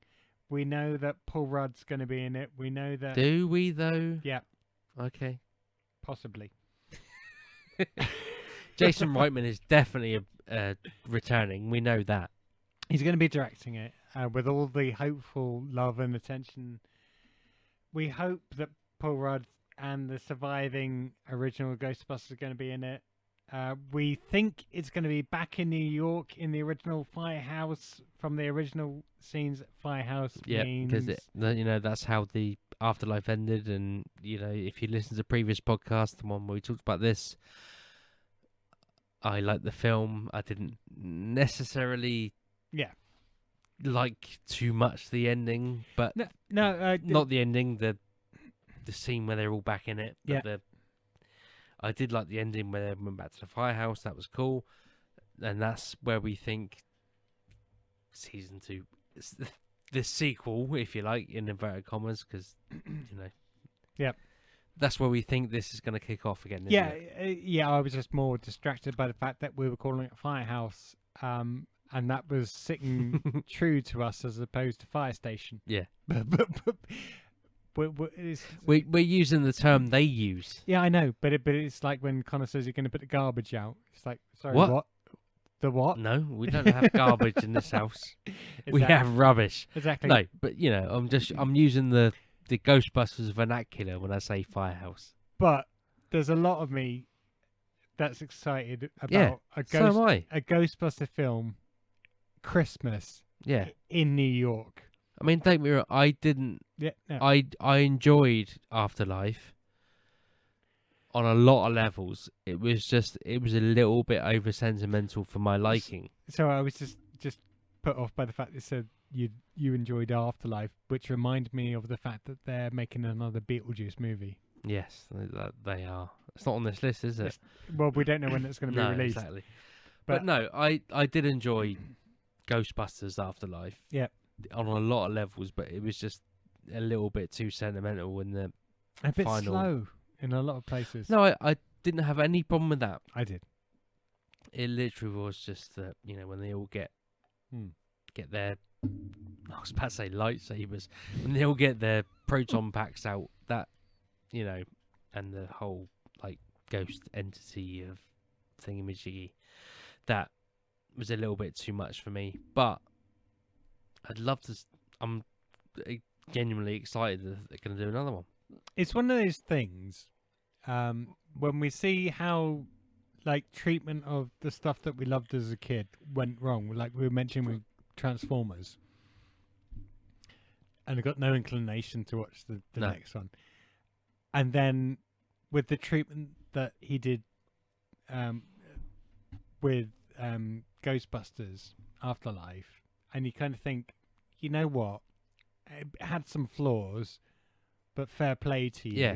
Well, this is the thing with the Ghostbusters. It's almost like, and not take anything away from Jason Reitman, but it's almost like a true fan Yeah. did that, as opposed to Transformers, where it was someone who like had a passing interest, Yeah. made it. Do you know what I mean? It's like that's the difference. I would have loved to have seen more of like a James Gunn type. I love. I love. There's the so many things that stories could have been and- done better yeah. with Afterlife. But No, in the same I was token, thinking Transformers. oh, okay. Well, no, I was thinking with Afterlife, there's so many things that could have been done better. Oh yeah. The whole marshmallow Mini Marshmallow Man. things it didn't need to be there, but in the same token, you can see why it's there. Yeah. You know, there's a reason for it. Everyone is gremlins. Yeah, exactly. Which, funnily enough, there is apparently a Ghostbusters 3 coming in 2023. Do you mean Gremlins? 2020. What did I say? Ghostbusters. Ah, see, that's the alcohol. Yeah, Gremlins. Now, reading between the line, just what I've read about it, I can't make out if it's an animation or a movie or even a TV series. But there is something coming. Okay. Did Yeah. you just dream that, or No, do you need to no, go I and read it. Google that in the next couple of minutes? I can't be doing with the Google Okay. thing. Because quite frankly, I can't see straight to Google. So I'm not gonna. All right. Well, let's move on to. I know one that you're interested in, I couldn't give a flying shit.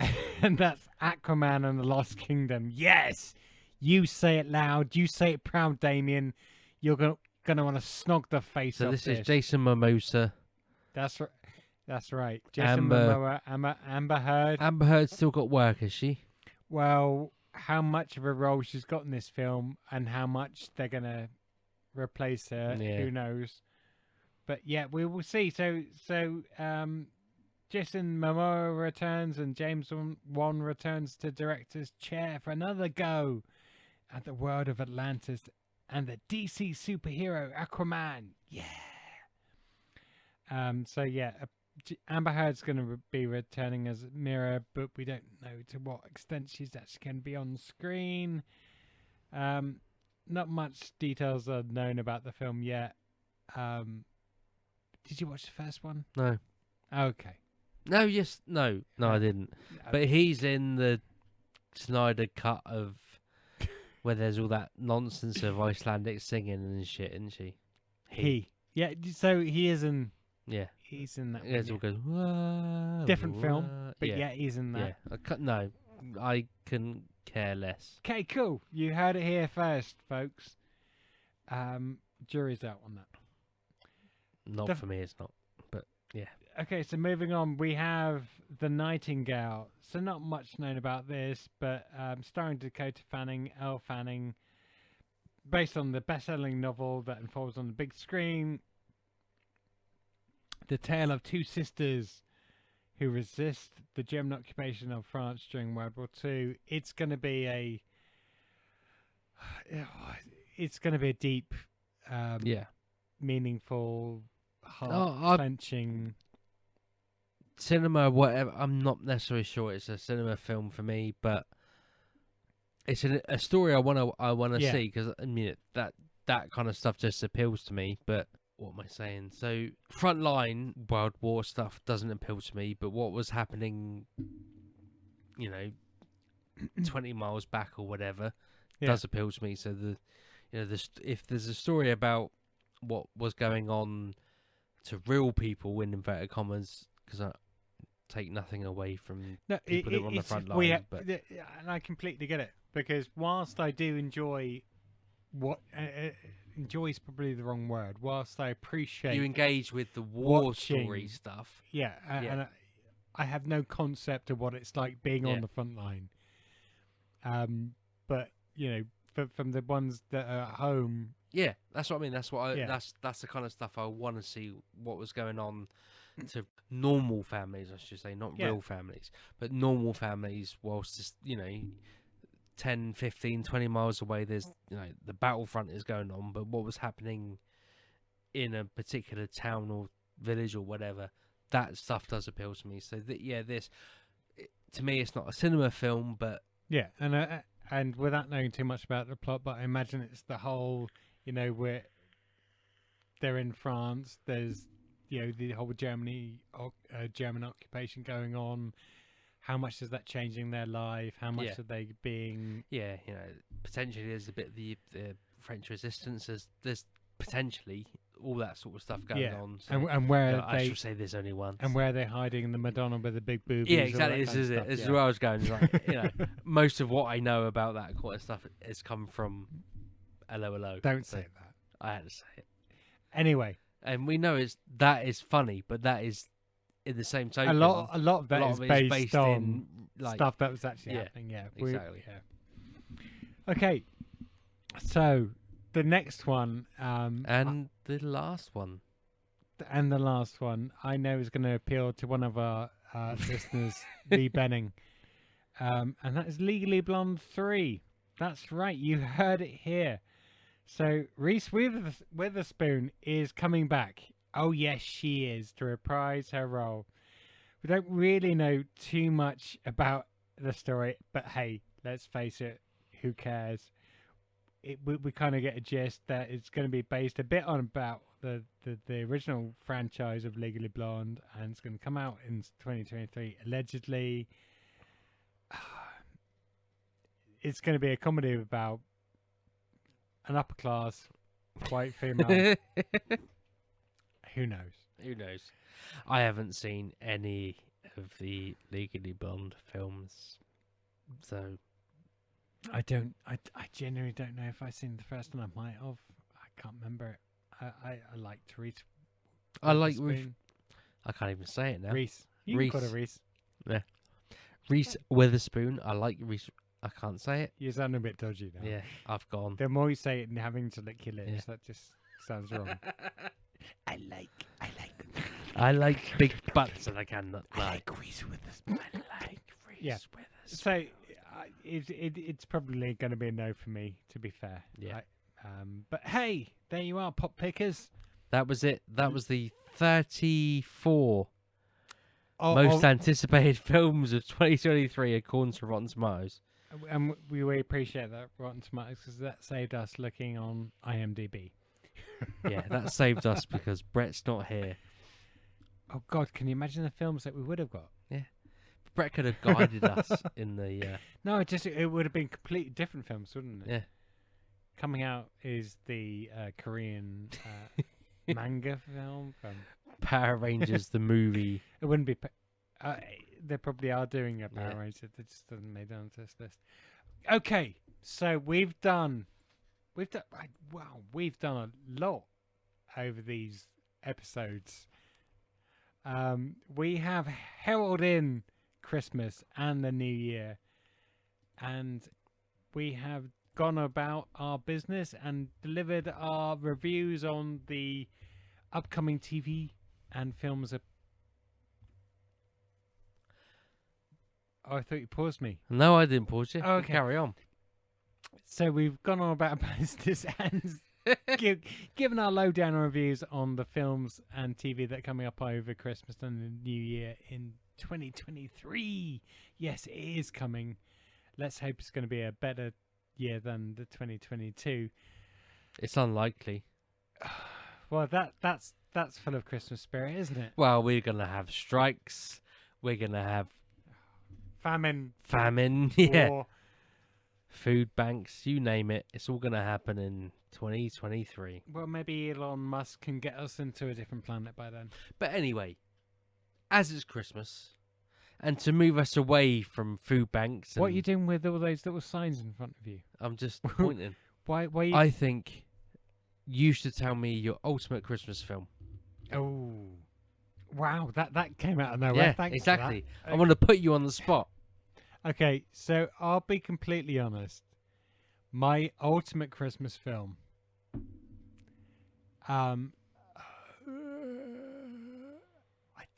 Do I have one ultimate? What's your go-to?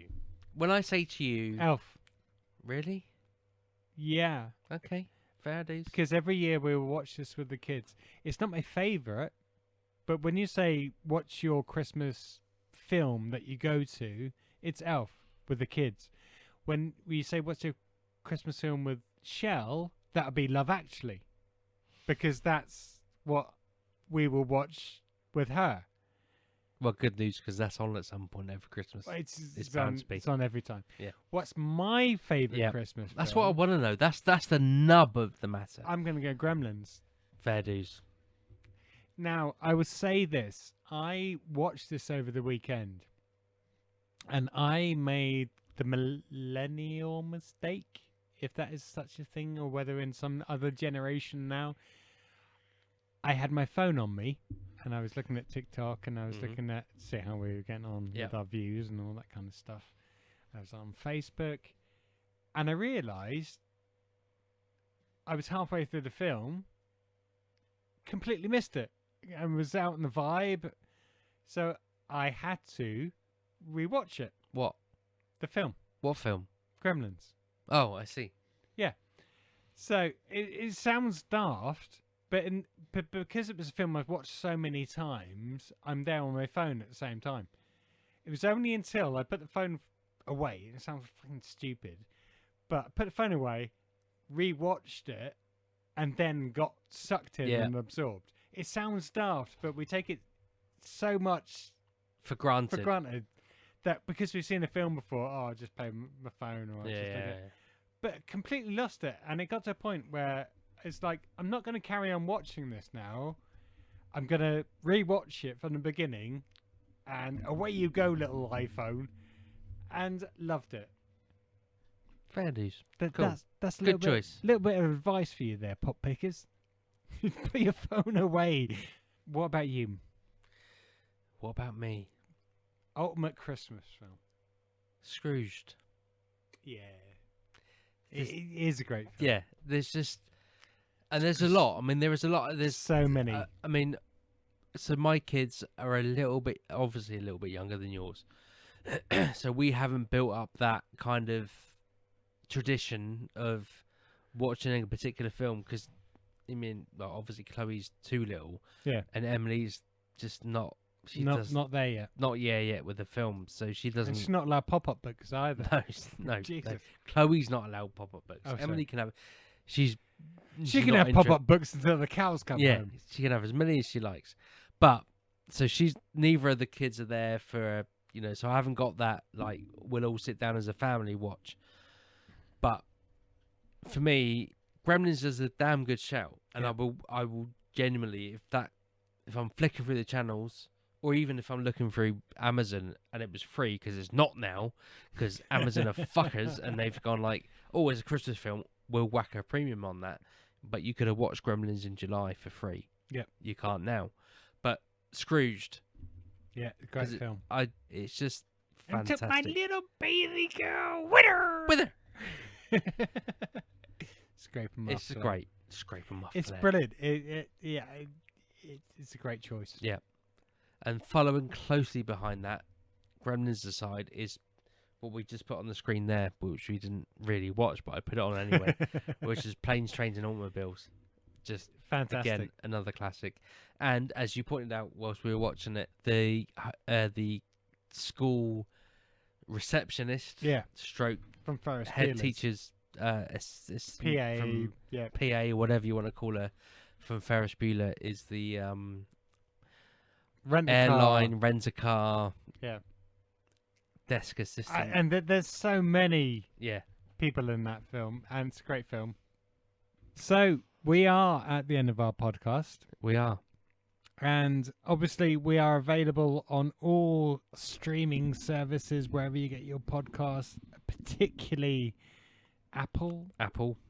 If you could rate and review us on there, that would be greatly appreciated. And all the other ones, we don't have any favourites, but Apple is up there. It's up there. It's the one. It's the one that gets noticed.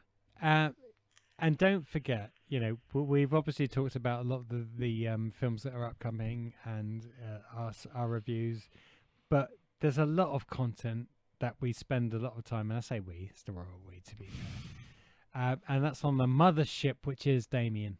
Cultfaction.com. Absolutely. And if you do want to email us, like the person that emailed in earlier, that Damien couldn't be bothered to get their name. It's not I couldn't be bothered. I just didn't write it down, and now I've logged out of the email, and I can't be asked to go back Yeah. in. To be fair, it's going to take me a while to remember the password. But if you want to email us with any comments or any suggestions, then the email address is cutfactionpodcast@mail.com. I have been Paul Hawkins this year. This year. And I have been Damien Hicks this entire year. I don't know who I'm going to be next year. No. We shall So- see. So all that's left to say is thank you for listening. Have a great Christmas, depending on when you're listening. Have a fantastic New Year, depending on when you're listening. And we will see you with more news, reviews. Who knows? Well, Go for it. next episode is going to be our award ceremony. Awards ceremony. Yeah. Do we have to dress up for that? No.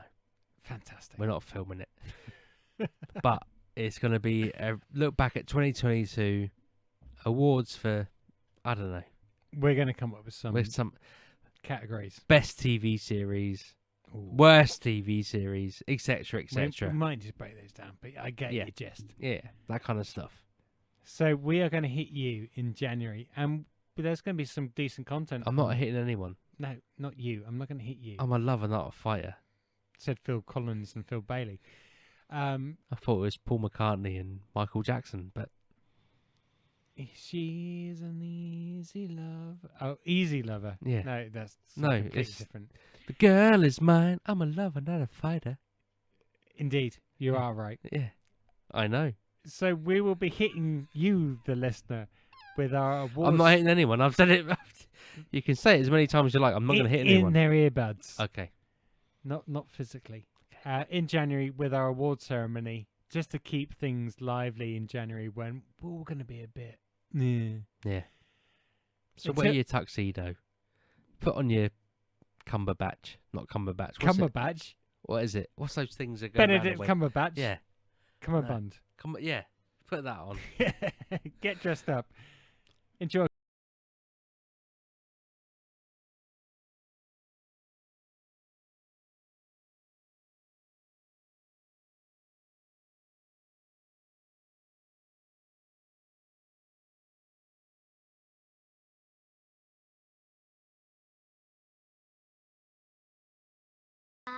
Superman. Most of my mind has been taken up with, what am I going to drink tonight? I almost lose my shit every night. That's the ambience we were looking for. Bah. Hello. Hello. Take me Into insanity. Yeah. baby. Great song. You wank off with cunting cock bollocks. Yeah, this talking into the mic, Larks, no problem sitting down. I don't know what all the fuss is about. Just wondering if we drink these first before we get going. It's Christmas after all. Yeah, that's about a double, isn't it? it's a healthy double. Is it? It's a Christmas double. Yeah, it's a Christmas double. That'll do. Just below the blue bit of the word Coke. That'll do. I'll try and remember that. Dun, dun, dun, dun, dun. Don't know what that was.